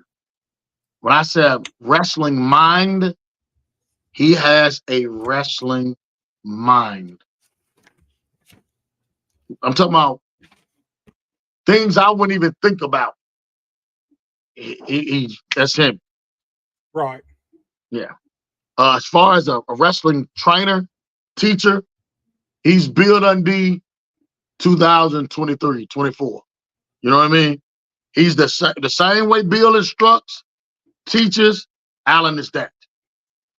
He still believes in old school wrestling business. He probably gonna be mad at me for some of the stuff I done said on here. Look, man, Alan's a talented dude, man. Look, I remember when he first started with the bag of chips and all that. And man, look, I've seen that dude, and I don't know Alan personally. You know, we've actually only been around each other once or twice in Dyersburg time or two. Really. I don't know him personally, but man, I watched that dude from the time he started till the time, I tell you, to me, when he really started coming out on his own, there was a company called TCW. That was a Peppermint Pond, wasn't it? No, this was out of Arkansas. No, Arkansas. That's Matt Riviera. Matt Riviera, right. It's his company, man. And that's where I started seeing Alan in a whole different light, man. He really started, man. He was a tag team with the guy at this time, but man, they were good. The wrestling was good. Allen, that's when I really started taking notice of Allen. I've always noticed him, but man, that's when I looked at that guy and I thought, that damn dude right there. I told my lady during that time, I said, he should be signed somewhere. If not right now, he should be in the next year or two because he's that talented in the ring. If you look at the WCW deal on the WWE Network, Allen Steele was the fan in the crowd. Me and Allen actually was supposed to wrestle each other that day on Thunder. Whether it's going to be a dark match or whatever, we were supposed to wrestle each other that day. And the reason Allen was there is because Arn Anderson asked me, he said, kid, I think you got it. He said, but I need you to show these people how good you are. He said, the best way to do that is to call you somebody. You can wrestle some of the guys in the locker room. Right. He said, but call you somebody you can wrestle with that you're comfortable with. Right. And I called Allen. I think Allen got paid for that too. Yeah, man, like I said, he's one of the most, me and you had we're not going to go into it here, but we just had a conversation yesterday about Allen. And I kind of give you my ideas of, man, what I thought Allen would be perfectly suited for in the wrestling business around this area, dude. Well, look, let's move on to the next thing, Johnny, the next topic. All right, old, bitter veterans, because here's the thing. This is an ongoing phrase in this thing. There's a lot of people out there that believe that's what you are, Johnny, that you're an old, bitter veteran. Address that, man. I'm trying to figure out, why would I be old and bitter? I'm like what sense are they talking about? I still can do all the stuff I was doing at 20. Still can do all my flips, all my stuff. I still can do all that stuff. I'm trying to figure out, like, why would I be old and bitter? I probably make more money, Johnny. I probably make more money than their whole bloodline. Any of these new young guys, when veterans don't coddle them or reassure whatever they're doing that they're doing it good, I think that's kind of where it gets chalked up at. If you've been in this business over 20 years, 20, 30 years, and you're talking to a young guy or you're expressing your views and they don't see it that way, I believe that's kind of where it comes from. I believe they look at us all like old, bitter veterans. So I guess I look at it, I've done more in my whole career than they would probably ever do. So I have like no reason to be old and bitter. If anything, I'm trying to be a blessing to them. I'm trying to give them constructive criticism so they can become better. Right. But if they really want to, let me say, no knock to Neil Taylor at EPW. But let's be honest. What have Neil Taylor actually done in this business? Well, I would 100% believe his biggest claim to fame is EPW. I mean, that's so just how can he tell anybody how to get signed? I've never, to be truthful with you, I just met Neil personally about a year ago at a Premier Pro Wrestling event in Dyer, Tennessee. The first time me and Neil had actually met in person and talked. And I remember Neil as a talent. I don't remember there really being nothing off-putting about Neil as a talent, but at the same time, I don't remember there being nothing that when you seen this guy, you thought, damn, he's going to be the next star either. So I would go back to EPW is his biggest claim to fame, in my opinion, dude. Okay, and I'm with you. That's not a knock on him. I don't want nobody to think we're knocking. Right. The same way with the other guy that runs the company down in Memphis on the Weather Channel. What can he tell a guy to get signed to be a wrestler when he was a referee? I'm with you, dude. What tips? In order for you to advise somebody on a situation, you have to be in that situation. So that's that. So it's not that I'm being bitter. If you're saying that you really want this, let me give you the tools to get it. Right. That's all. So no, I'm not bitter, because guess what I could do? the money I spend and me and my wife to do what we do for the wrestling business, and my friends do what they do for the wrestling business, I could buy me a Lamborghini. Because that was my goal. And when I turned 45, I was going to buy a Lamborghini. And you spent that money on wrestling. Absolutely. Dude, here's your guy right here, Alan Steele, man. He said, thank you for the kind words, guys. Hey, Alan, I'm going to say it right here since we're on here. Alan, you're a guy I would love to have on this podcast, man. I've just never had a connection to you. Hey, I would talk to him, and if he tell me to give you his contacts and all that, I'll shoot it to you. Hey, he's one of the most reputable guys around our area, period, in the wrestling business. Knowledgeable. I'd love to talk to Alan. I've seen him on another podcast or two. And man, I'd love to get with him and pick his brain, dude. Alan Steele is amazing, man. I love him. I love his wife, his family, his mom and dad. They call me their son and everything. So, you know, this is what we have. Let's run through a couple more of these word associations. This one is back to wrestling companies. We've been talking about them. EPW. What's your thoughts as a wrestling company, man? Love what they're doing. I love what Neil is doing there, Bone Crusher. I love what they're doing. They're doing a remarkable job. Now, I will say this, and I try to express this even to Osceola. It's easy to do when you've already inherited something. EPW been around for years. Yeah. You know what I mean? So all he did was inherit a product and enhanced it, which is easier for somebody to do than to be like me, starting from ground zero. But at the same time, I mean, he has enhanced it a hell of a lot. You still have to admit that it's one thing that it was already running, but I believe 100% Neil, when he got it and took it over, he's made it better. Without a doubt, he's made it better. I hadn't been there. I've watched a few shows, but I will say this: when Cross was running it and Edith Poole was running it, it used to be packed on Saturday nights. It was so bad that I had to get a police escort in the town and out the town because I had so much heat. The police had to stay there. And it's been around a long time because I got old footage up on my YouTube channel from probably 2011, maybe even a little earlier than that. Yeah, me and Brickhouse used to go. Soul Taker was helping running at one time. Cross was helping book it. Because I like Kid Nova, Bone Crusher's son. I think he's excellent. Right. Yeah.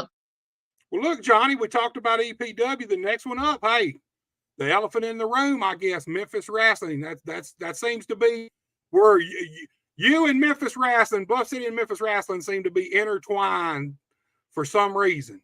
So let's talk Memphis Wrestling. What's your thoughts on it, man? I just feel that Bluff City Wrestling is my focus. I feel like that we are evolving, we're elevating. And I feel like they're staying the same. This is me, my opinion.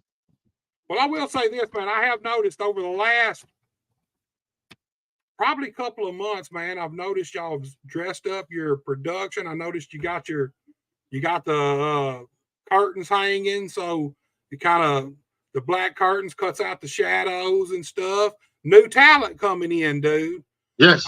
New talent. You talked about Mean Martin Luther, man. That's a coup for Bluff City Wrestling. You got Michael Elgin coming in. You got Bullwhip Ballard. You've got Chris Lex. You got yourself. You got Brody Hawk, Big Daddy Storm, Jet Hero. That's the name. People don't talk about him. I seen his debut, man, last week. I seen him debut, man. So let's talk about that for a minute, then, Johnny. Sure. Let's talk about Bluff City and talk about. I've also noticed, man, y'all got some new sponsors, dude, and these aren't just your hometown mom and pop shop sponsors. These are big time sponsors. You got Ford as a sponsor and Pro Shingle. So talk to us about the advancements Bluff City has been making lately, and what your end goal is with Bluff City, Johnny. I just want to bring wrestling back to the prominent position that it once was in Memphis. God has been God because I always have to say God. God has been blessing us. I don't believe that in order to get ahead, you got to do shady business stuff. I think somebody, I don't know if it was you or was it Terry Golden. It was probably both of us. I know what you're gonna say, man. I told you that my morality and my spirituality, not to mistreat people or backdoor people, will cause me to move a little slower than I should be. I just believe in doing business the right way. I don't believe I have to cut anybody's legs out from under them. I don't think I got to steal or cheat or lie to be successful. I just don't think that. Well, here's my thought of that, my thought process on this, Johnny. Let's go back to those two old white men who created wrestling as a business. We're going to work these matches. We're going to go out here and we're going to get these people money, and we ain't going to get hurt, and we're going to split this money in the back.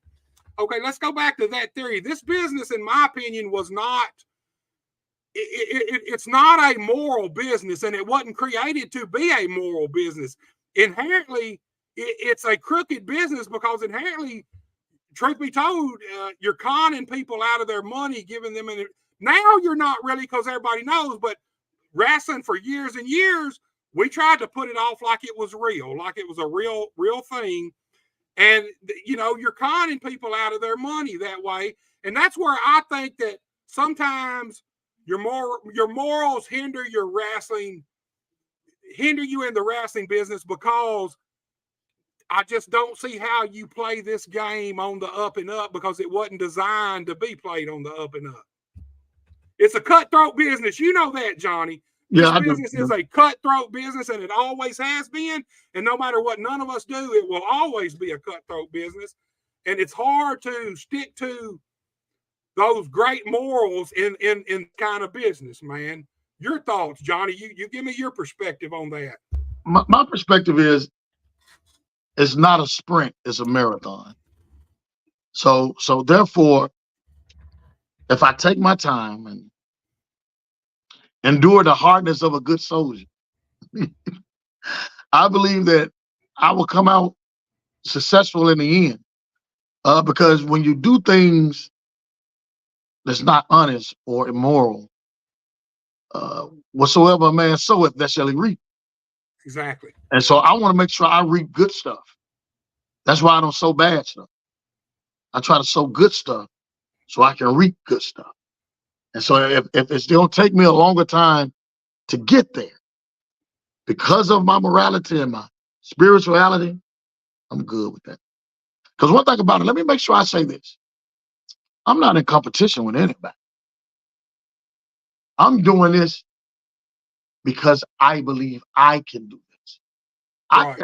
If I shut down Bluff City Wrestling tomorrow, I wouldn't have any bad nothing, or would care less what people say, because I did something that nobody else has done that looks like me.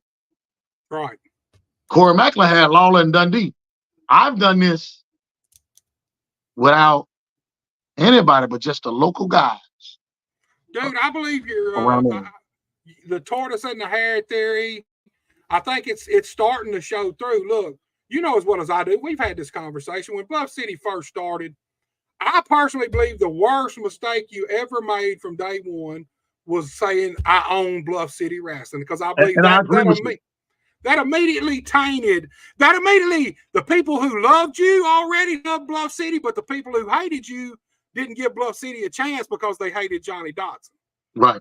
And I feel like that was the one biggest mistake out of anything that's been done with Bluff City. I believe you coming out before it even started and say, hey, I own Bluff City, I'm starting this. And do you feel like that? Because, I mean, truthfully, and you got to admit this, even before you started Bluff City, there was a lot of I'm coming for Memphis wrestling vibe. You put that out. I mean, really, if you go back and watch a lot of your lives and stuff from that time, you kind of positioned Bluff City as competition to Memphis wrestling instead of just its own thing. What do you think about that, man? Do you think you did that and it may have caused some issues that maybe you would not have had if you didn't go at it that way? Here's the thing. Do you wish now in hindsight, would you go back and handle some of this different and do some of these things a little different than you did from the get-go, Johnny? Absolutely. I never would have told anybody that I owned it. Absolutely. Because everybody loved me as a talent, right? But once I became an owner, exactly, it shifted. Everybody loved you when you work the field, but when you own the field, it's a little different. And I think that was my biggest downfall, because a lot of people was looking at me like, who he think he is, who he's supposed to be. You know what I mean? Right. And then when you have somebody to tell you that because you black, you can't do this. Okay, let's discuss that, because I'll be honest with you. My next topic was going to be that man, Dustin Starr. So let's go back to that. I mean, everybody's heard the story. You've told it. And this is where I think the Bluff City Wrestling was started out of spite for Dustin Starr and Memphis Wrestling comes from.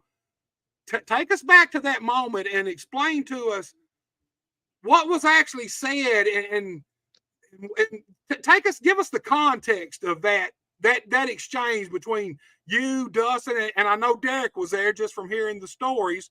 Take us back and talk to me about that and how being told that made you feel as a person, as a man.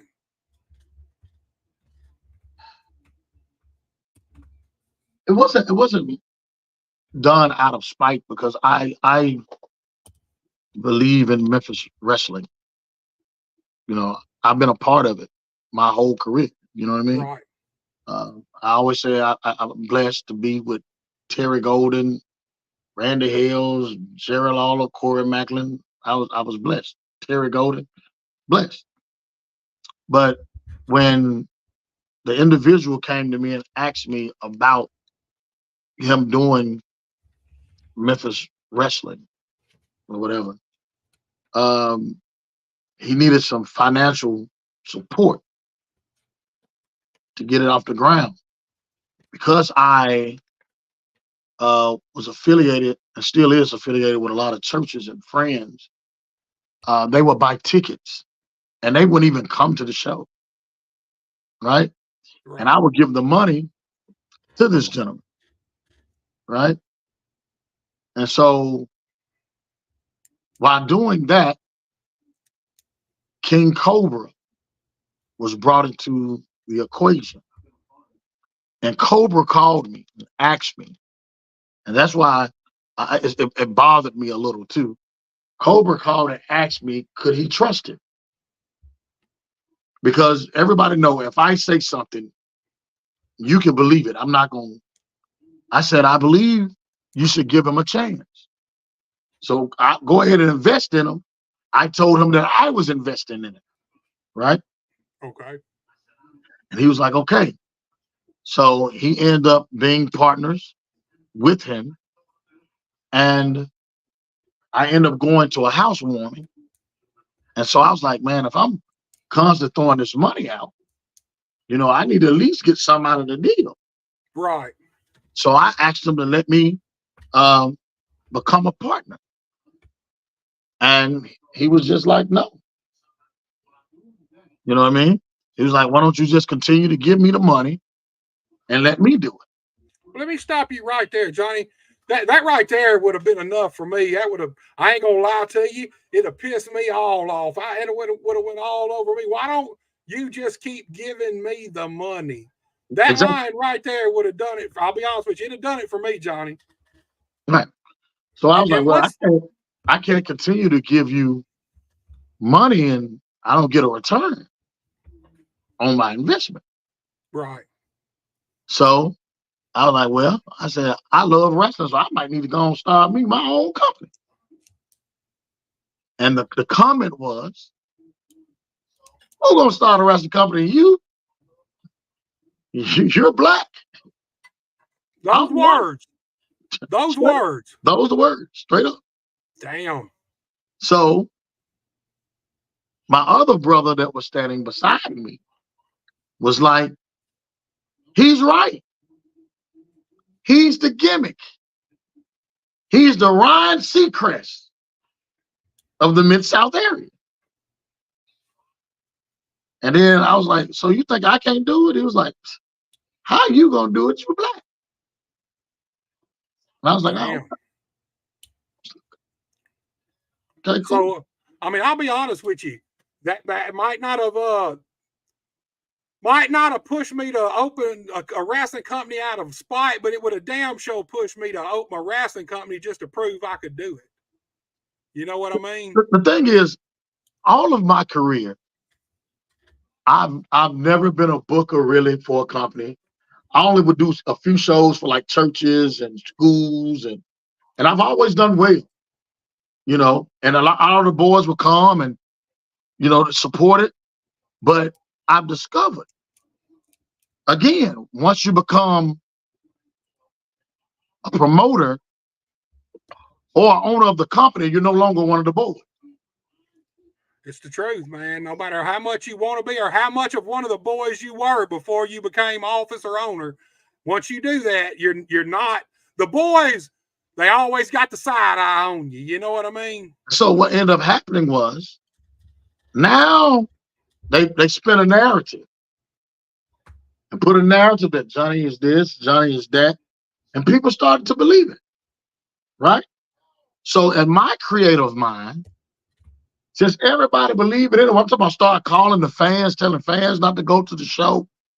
They was doing all that kind of stuff, right? Well, see, now to me, that's where it goes a little too far. Here's the thing: your wrestling product and your TV show, you do what you can with your wrestling product, obviously, to be better than the next show. But when you go to calling people, telling them not to go, tearing down flyers, and things like that to actually sabotage them with the people. I'll be honest with you. When a guy calls me and says, hey, man, don't go to that show, I immediately think, I definitely got to go see this show now. You know what I mean? Because I don't respond well to pressure like that anyway. If you're going to press me, I'm going to press back. So they end up putting a jacket on me that I didn't deserve. But because they put the jacket on me, I wore it. And so I was like, so if they're talking about me, at least they're talking. So what I want to do, I want to magnify the challenge. So that's what I called Bill Dundee. I was like, hey, Bill, I got an idea. I said, I'm going to call myself the Kang superstar Johnny Dotson. Can I use superstar? He said, yeah, go ahead, kid. And he started laughing. And I asked Bill what was funny. He said, I think it'll get over. That's what Bill said. Right. I said, why? He said, because if anybody got the nuts and balls to do this, you do. So I asked King. I seen King at the gas station on Summer Avenue in White Station. And I asked him, and he told me, John, I don't care. And he said, just make sure you don't blow all of your money doing this. He said, because if there was a significant amount of money in wrestling still, don't you think I would be doing it? And see, that's good advice. That right there is that's some true to life advice right there. When a man who's done this, been on every side of it, from the talent to the owner, and that's smart words, Johnny. I mean, you know, when a man tells you, look, don't blow all your money, because look, even in my career, I've seen it happen. I've seen guys that had started out with $300,000, $400,000, $500,000, run big, want to think they're going to run big wrestling shows and be out of business in 6-7 months, and all that money's gone. Yes.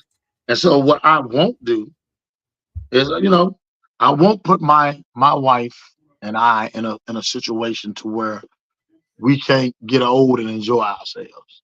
Exactly. You know what I mean? I looked at a Maybach Mercedes S-Class, and I told my wife I wanted one of those, and I seen a SL 550. I told her I wanted those. And the first thing we talked about, she was like, well, You're doing the wrestling. So you can't do both. Right. You understand? So my thing is, before a business really prosper, because I've been in management my whole life. Every business has to anticipate losing money the first 5 years, because you got to find out where you are. Especially a wrestling company, man. Yes. I'm going to tell you something. Anybody who, I don't care how rich you are, if you think you're going to get in the wrestling business and immediately start making money, it ain't going to happen, man. I've seen it. It goes the opposite way damn near every time, Johnny. And that's why I love what we're doing. And the reason why I say that is because I remember when we started off, we only had about 7 or 8 people in the stands. But when you look at us now in West Memphis, it's a little different. Right. I remember when we only had 100 and so views on YouTube. Now we're in the thousands. Yeah, I've seen that over the last month or so, maybe 2 months. The views have really jumped up, man, every week. So when I see that, and now I get emails from all over the world, people watching our show wanting to come in to wrestle for us. So it opens another door for us, right? I just believe that I'm doing better than most promotions around here. And the reason why I say that is because the viewerships I'm getting is because people want to see Big Daddy Storm, Brody Hawk, Chris Lex, Johnny Dotson. Not because I brought somebody else in. Right. So to me, I'm doing better than other people. That's just me. I think that my visual product is getting better. We're adding more and more to. It takes time to build. And here's what I'm saying: you're starting to attract more talent too. You're starting that's always been an issue since day one with Bluff City, is attracting more talent and more experienced talent. I'm gonna tell you how God moves. I couldn't attract the talent from here, but God seemed fit for me to attract talent from other parts of the world. Right. That comes in excited to come in. You know what I mean? So now I don't have to settle, because I can book pretty much anybody. Right. I done talked to some people under contract who just want to come in and help me. And there you go. That goes back to connections in the wrestling business. That right there goes back to Downtown Bruno. Got to get Downtown Bruno his props. Downtown Bruno gave me a reference. And the first thing when I talked to these individuals, they said, Bruno gave you a reference. Said that you got a good product and you're building and you're fresh and you new. He didn't have to do that. Right. And Bruno, man, look, I love Bruno, man. Bruno's the guy who used to book me for USWA back in '97. Bruno is the kind of guy, he's got connections. He got connections with everybody all over the wrestling business, all over the world. And he has a good standing reputation with every one of these people. So Bruno's word carries a hell of a lot of weight. Guess who I talked to? Guess who I talked to Thursday? Who? Bobcat. Man, I hadn't seen Bobcat or even heard about her since she was here, dude. I talked to her the other day. She wants to come to Memphis, because you know we're doing a KW reunion and the MCW reunion. Let's talk about that, because I mean, obviously, there was a KAW thing going on a few months ago that kind of floundered out and went nowhere. And I've seen you plugging the KAW and the Memphis Championship Wrestling in Bluff City. Look, let's talk a few minutes about that. Tell us a little bit about the situation and what we can expect coming up, dude. Well, we're trying to find the right venue to do the KAW and the MCW reunion. I've been blessed to have the rights to use the KAW stuff. Right. I'm the only person that can do it. So we just gotta set up the right venue. Terry Golden, of course, we will have a meeting. We're gonna set up a meeting sometimes, hopefully the next few weeks, to where we have dinner or something, and we just pretty much go over the format and what we want to do and where we want to do it at. Right. Create the budgets and all that kind of stuff. Yeah, I think there's definitely a interest out there in KAW still to this day, man. Yes. It wasn't really, if you think about it, KAW was a thing, what, about 2 years, maybe slightly longer than that. But man, for something that wasn't around no longer than that, people still know that name. People still recognize it, and they still look at it fondly, dude. It amazes me sometimes that, like I said, it was a blip. Terry Golden said it himself on the podcast. He said, really, KAW was just a blip in the big scheme of things. And he thought it was amazing to him that people still talked about it and remembered it like they do, dude. Yeah. And you were there, dude. I mean, look, we went over this before. You were the player Tyrone. Now, originally that gimmick was slated for Poker Face, but Poker Face turned that shit down, man. And then go and say, well, you think Johnny will do it, man, and offered it to you, and you did it, man. See, the reason why it fit me was because I was already bouncing in the strip club.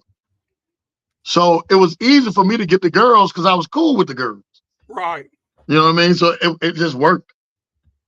Well, look, man, let's do a little word association again. This is actually names and talent. We've talked about both of these guys throughout this show. Terry Golden, man. Talk to me about Terry Golden, the man, for a few seconds, Johnny. Terry Golden has always been a straight-up guy, stand-up guy. Will give you the shirt off his back. If he tell you he's going to do something, he's going to do it. Right. Love Terry Golden to death. I still talk to Terry now. If there's something that I have questions about as far as the company and the business is concerned, I will always call and ask him. I don't know if you realize it or not, but really, you and Terry Golden you find yourself in a similar situation that Terry Golden found himself in 1998, because KAW was started because Terry Golden was sick of the wrestling products being produced in Memphis. Yep. I mean, it's as simple as that. And at that time, there wasn't products. There was one. There was one other wrestling show in Memphis, and that's the Jerry Lawler show. And Terry Golden, look, you said Misfits earlier. And when you think about it, KAW was kind of that, because that's what it was. We were all the guys that worked KAW were all super talented guys. And a lot of us should have had spots on the other show, but we just didn't ever get let into that little boys club of them certain guys. And that's why Terry Golden himself was a fine example. He never was let into that little boys club on that side. So he went and started his own company, and before it was over, all those guys who didn't want Terry Golden in their boys club ended up having to work for him or with him. Now here's the crazy part about my career is that I was invited to the boys club. I was actually in that club, right? The other guy was just an extra. Let's be honest. The lifeguard gimmick, the 5-star gimmick never got over. I forgot about the lifeguard gimmick. He was the extra. I wasn't an extra. You see what I'm saying? Right. But once I say again, jump from just being talent to promoter, and a lot of people don't want to use the racial stuff, but that's reality. It's a reality. Right. They're going to side with that because some people think because it's white is right. That's reality. And the sad part about it, in most cases, is the people that look like you. Me. Most of the black guys going to jump over there because they think that the white one is going to be the right one. Because that's why they're going to get their push. I'm glad you said that, Johnny. That brings something to my mind. Let me ask you something. Do you think it's harder for you as a black company owner and a black promoter to get black people watching your show than it is for the white-owned company to get black fans watching their show? Well, it's a different market now, right? It's a different market, and television is not what it used to be. I will go there as well, and that's why now my plan is to go to the communities, the poverty-stricken communities. Go to the place where there's a lot of criminal activities, and a lot of times, if people have idle time on their hand, is when most of the chaos occurs. So Exactly. if I can go to some of these neighborhoods, even if I don't make a lot of money doing it, but I believe that family entertainment will cause a lot of young juvenile criminal activities to die down. If I can create that in the African American community or in any community as a whole, right, I think I'll be successful. Here's the thing, Johnny. People don't realize it. Pro wrestling is the poor man's entertainment. Absolutely. Whether you're black, whether you're white, it don't matter. Poor people go to wrestling, and a lot of these companies now, like AEW, man, I've seen some of the prices, and they were you basically got to be wealthy to go to some of these shows now. Wrestling has always been poor man's theater. Don't matter what color you are. It's where you can take your family down for $5-10 a ticket and not spend $500 in one night and go do something and the family have fun, man.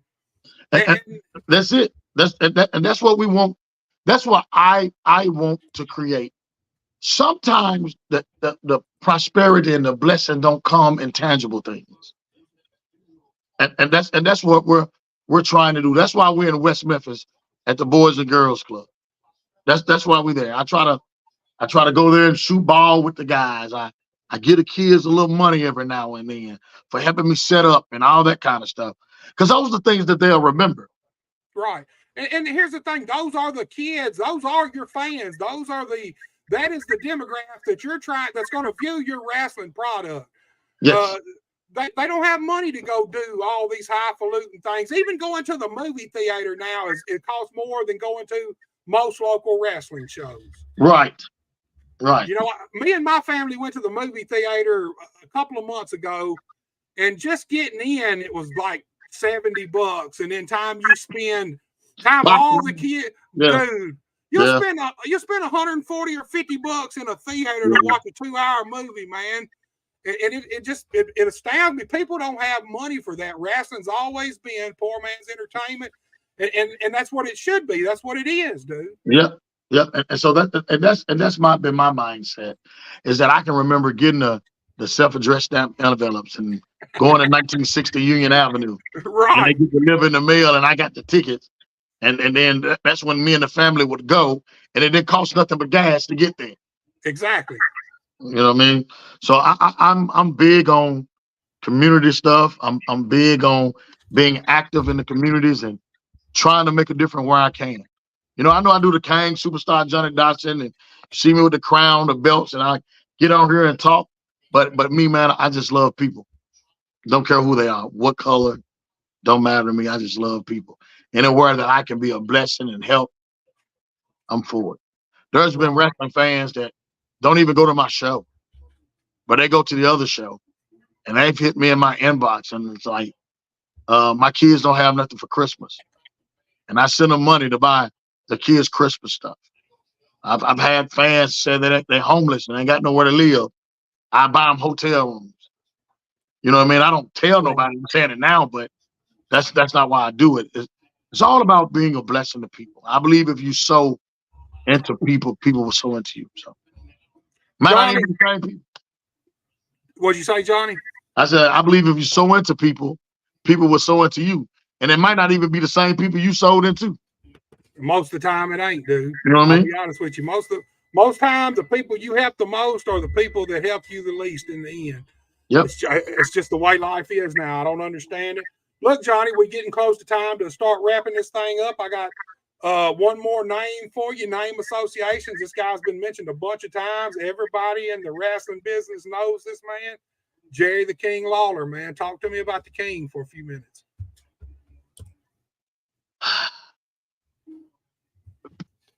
I love King too. You got to think about it. Some of the boys has had the luxury of being around King their whole adult life. Right. You know what I mean? Like King know me by name. We done sit down and had one-on-one talks about politics and black people and white people. We done had serious like conversations. And so I respect King a lot. Even if I disagree with him, I wouldn't go toe to toe and disrespect him. Right. Because I have that level of respect for him. And especially of the things that he has done in his business. So even with me doing the Kang superstar Johnny Dotson gimmick, I would not do anything to try to tarnish what he has done.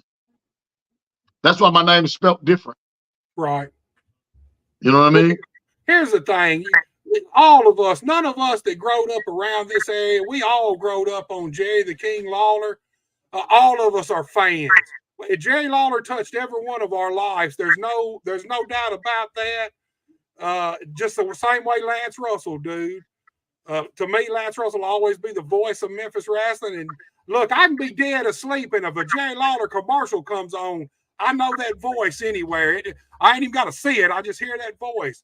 I mean, he's a part of all of our lives. Look, Johnny, man, I'm gonna be honest with you, dude. This has been one of my most fun. No shit, dude. Most fun podcasts I've done. Look, I appreciate you coming on here and giving us Johnny Dotson. You're the Kang superstar, no doubt. But I feel like today, hopefully when this podcast is over and people watch it, I feel like maybe it'll change some people's opinions about Johnny Dotson. Because people are just really going off what they've heard. You know what I mean? They don't really. Right. Anybody else because I had, what's his name? Dorian Vane. And he was like, dude, why is it that I have these people saying this about you? But then when I talk to some of the other wrestlers, they're like, I love Johnny. Like, my Johnny cool. I'm like, dude, you got to learn me for yourself. Think about it. If I'm the biggest competition someone has, what's the best way to make sure that I don't get to the next level? Is to try to turn people off from going to me. Right. Right, man. You don't hear McDonald's bragging on how good a Whopper is, do you? Well, they attack your character, man. Yes. And perception in this business is a sad thing, but most of the time, perception turns out to be reality. You say something enough, people don't research it and find out the facts. They believe what they're told.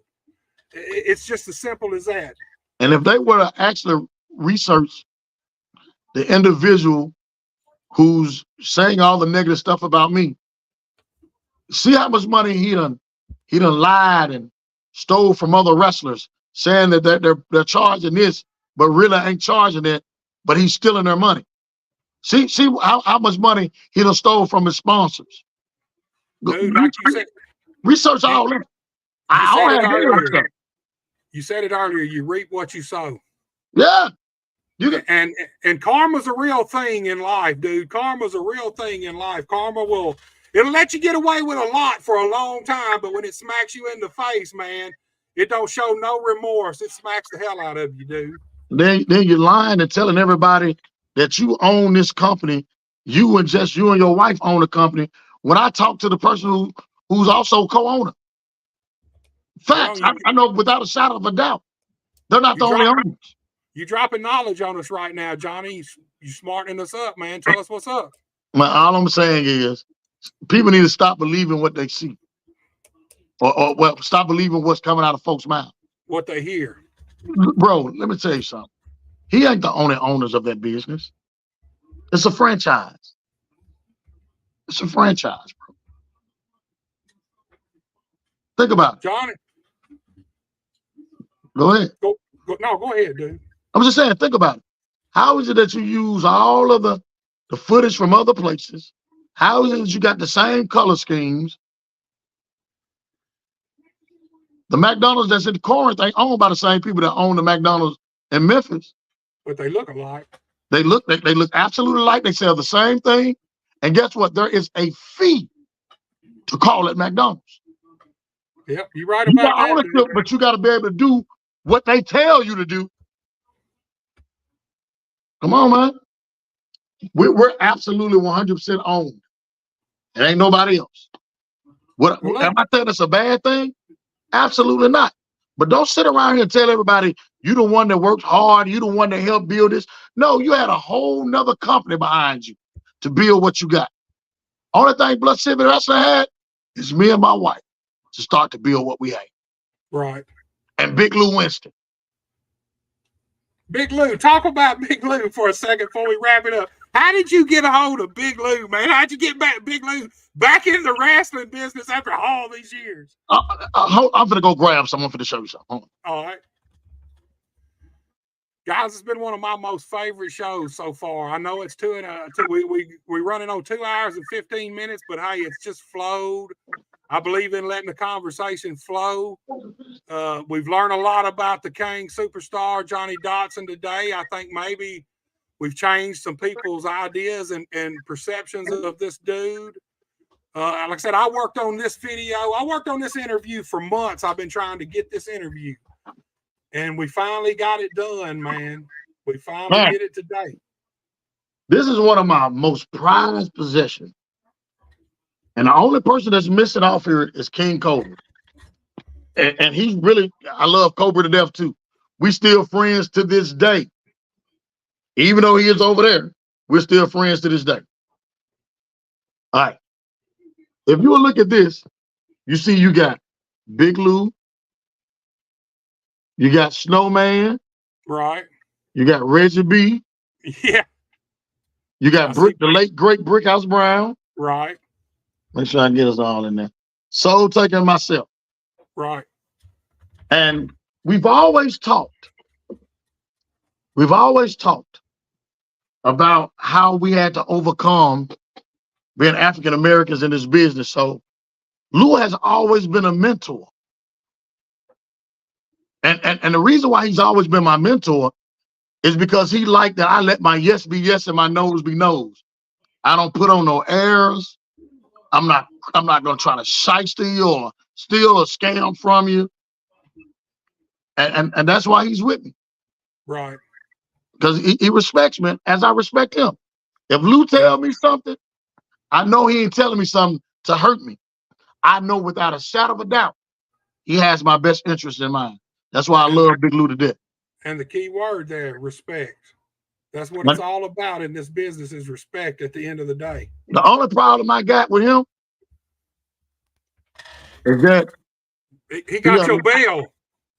He allowed the Savage Brotherhood and all those other idiots to taint his image of me.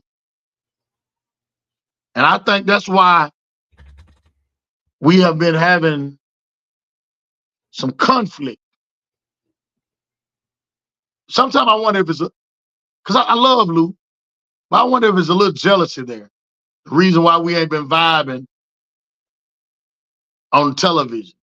Dude, you know this business breeds jealousy. It does.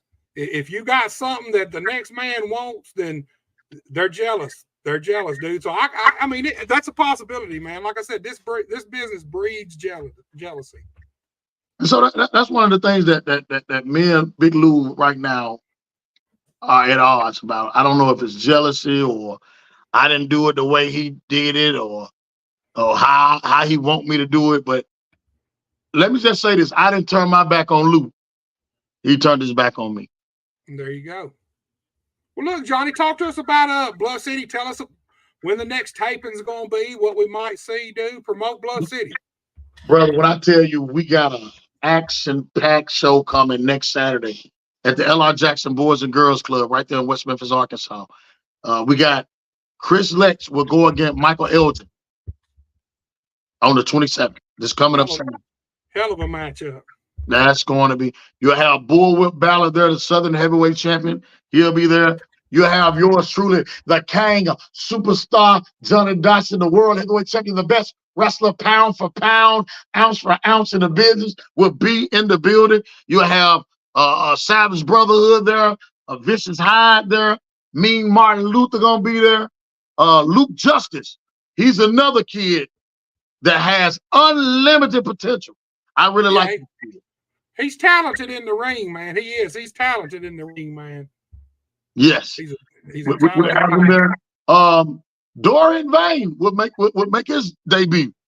I'm anxious to see that, man. Yeah, he'll make his debut there. Danny B. Good Jr., DJ Brown will be there. Dude, he's one of the best talents around our territory, period. He is. No, you ain't got to say no more. That kid there, he's got it all. He's got the ability, he's got the charisma, and he's got the heart and the drive for this business, man. Yes. Yes, so he'll be there as well. And then I think Stonewall Ransom will be back next month. He came out of Dustin Rhodes Nightmare School. Yeah. He came out of the Rhodes Academy. Right. So he'll be back. And dude, we got a couple of guys coming. We got the Devon Dudley. His boys, the Hughes boys, they tag team. Yeah, they'll be coming in too. So we got quite a few people coming in. Big Strong Mims, we've been dealing with them. A lot of guys. Kerry Morton. Yeah, we working to get a lot of stuff going, man. Yeah, man. That's the one thing I've noticed lately is the new talent on the shows, and y'all seem to be starting to attract a lot of new talent, man. And that's always a plus for any wrestling company, man. You need talent, you need good talent, and you need marketable talent that you can do stuff with, man. Yeah. Russell Twins they've been on AEW a few times. Dude, North Carolina, I've talked to them as well. They are awesome. I seen them dudes live in Dyer, Tennessee for Premier Pro. Those guys are top notch, Johnny. They're an asset anywhere they go. Yeah, I've been talking to them. They're really cool. So I'm gonna bring them in. I got some guys from out of what's called Ecuador, out of South America. I heard you was gonna be taking a trip to Ecuador, man. Dude, look. My wife told me I can't go. Hey, she put the kibosh on that one, huh? Yeah, she was like, "You ain't got nothing else to prove." There you go, man. But I did tell her that I would start doing some local shows around here other than Bluff City. I know for a fact I'll be doing some APW. Probably go up to AWA, see what they got going on. Here's the thing though, which is crazy. If Johnny Dotson is on the show, and if anybody worked for the other company, they can't work that show. I don't understand that one there, dude. I'll be honest with you. I don't understand that from the boys' perspective I'll be honest with you. I'm not big on letting no one tell me what I am and ain't gonna do. You know, I'll just be honest, Johnny. Yeah, they can't work for me if they can't work the show if I'm on it. I was at a show at TIWF one just there to just talk business, and Bobby Ford and Andy Mack was so scared they left. Like everybody put this, like I'm this big bad bully, and I'm not. And I hadn't seen much of Bobby Ford, but I've seen Andy Mack live a few times. He's another guy around here. He's got talent, man. He's a talented dude. But is he as good as he think he is? I mean, I don't know, because you only see him work the people he works. I guess you got to put him in there with someone who is who we know is a level above to see if he's at that level. I'm challenging anybody who think they are really that good to a match. You can come to Bluff City. I can come to you. Let's see if you're really as good as you say you are. There you go. It don't get no plainer than that, Buster. Open challenge. I even do it for free. Open challenge. That's a way for some of these companies to draw some people in and make a few dollars. You heard the man right there. He's willing to do it for free. For free. There you go. Well, Johnny, we running on 2 hours and 30 minutes. I allotted 2 hours and 30 minutes for this thing. We at 2:24:20 right now, dude. Look, man, I am so glad we finally got to do this. I've been working on this for months now. You know that because I harass you on a regular basis. We see the crown. We see the crown. We see the belt. We see the gold. We see the Kang superstar, man. Let me show this right quick, too. And then we can get out of here. This ain't none of y'all little rink-a-dink belts y'all getting made. These stack plates, 24 karat gold plated. Y'all see the stones and the detail. This right here is 925 silver. Good looking belt, Johnny. Yes, sir. Good looking belt, my friend. That's what we do. Dude, thank you so much for giving me your time. No problem, brother. I know you're busy. I know you got a lot going on, but I do appreciate it, man. Thank you so much, my friend. Man, thank you so very much for having me. I'm honored. I'm humbled to even be on your show. God bless your show, your family, and your future endeavors, my friend. Same thing to you, my brother. You take it easy. You and your wife have a great night. All right, guys, you seen it right there. The Kang superstar, Johnny Dotson. Controversial, outspoken, polarizing, and like I said, misunderstood. I hope that this podcast opened a lot of you guys' eyes about Johnny Dotson, man. There's a lot of perceptions out there about this guy, but there's the reality and the facts, man. So I hope you enjoyed this podcast. Look, Tuesday night, I'm back, Buster Unmasked, 7 p.m. I got Austin Rathchild. He is the current APW Workhorse Champion. He'll be here Tuesday night. Thursday night, we got the Premier Pro Crew. They had to cancel last Friday's show, so we postponed the podcast. But this Saturday night, they'll be in Bradford, Tennessee at the Bradford High School with an awesome card. And Thursday night at 7 p.m., we will be talking to the Premier Pro Crew right here. Everybody, I want to thank all of y'all for watching. I appreciate everybody tuning in, everybody that interacts, and be sure to tune in Tuesday night. If you're looking for a pro wrestling podcast with me, Buster Unmasked is the only podcast for you, where real pro wrestlers talk real pro wrestling and no bullshit allowed.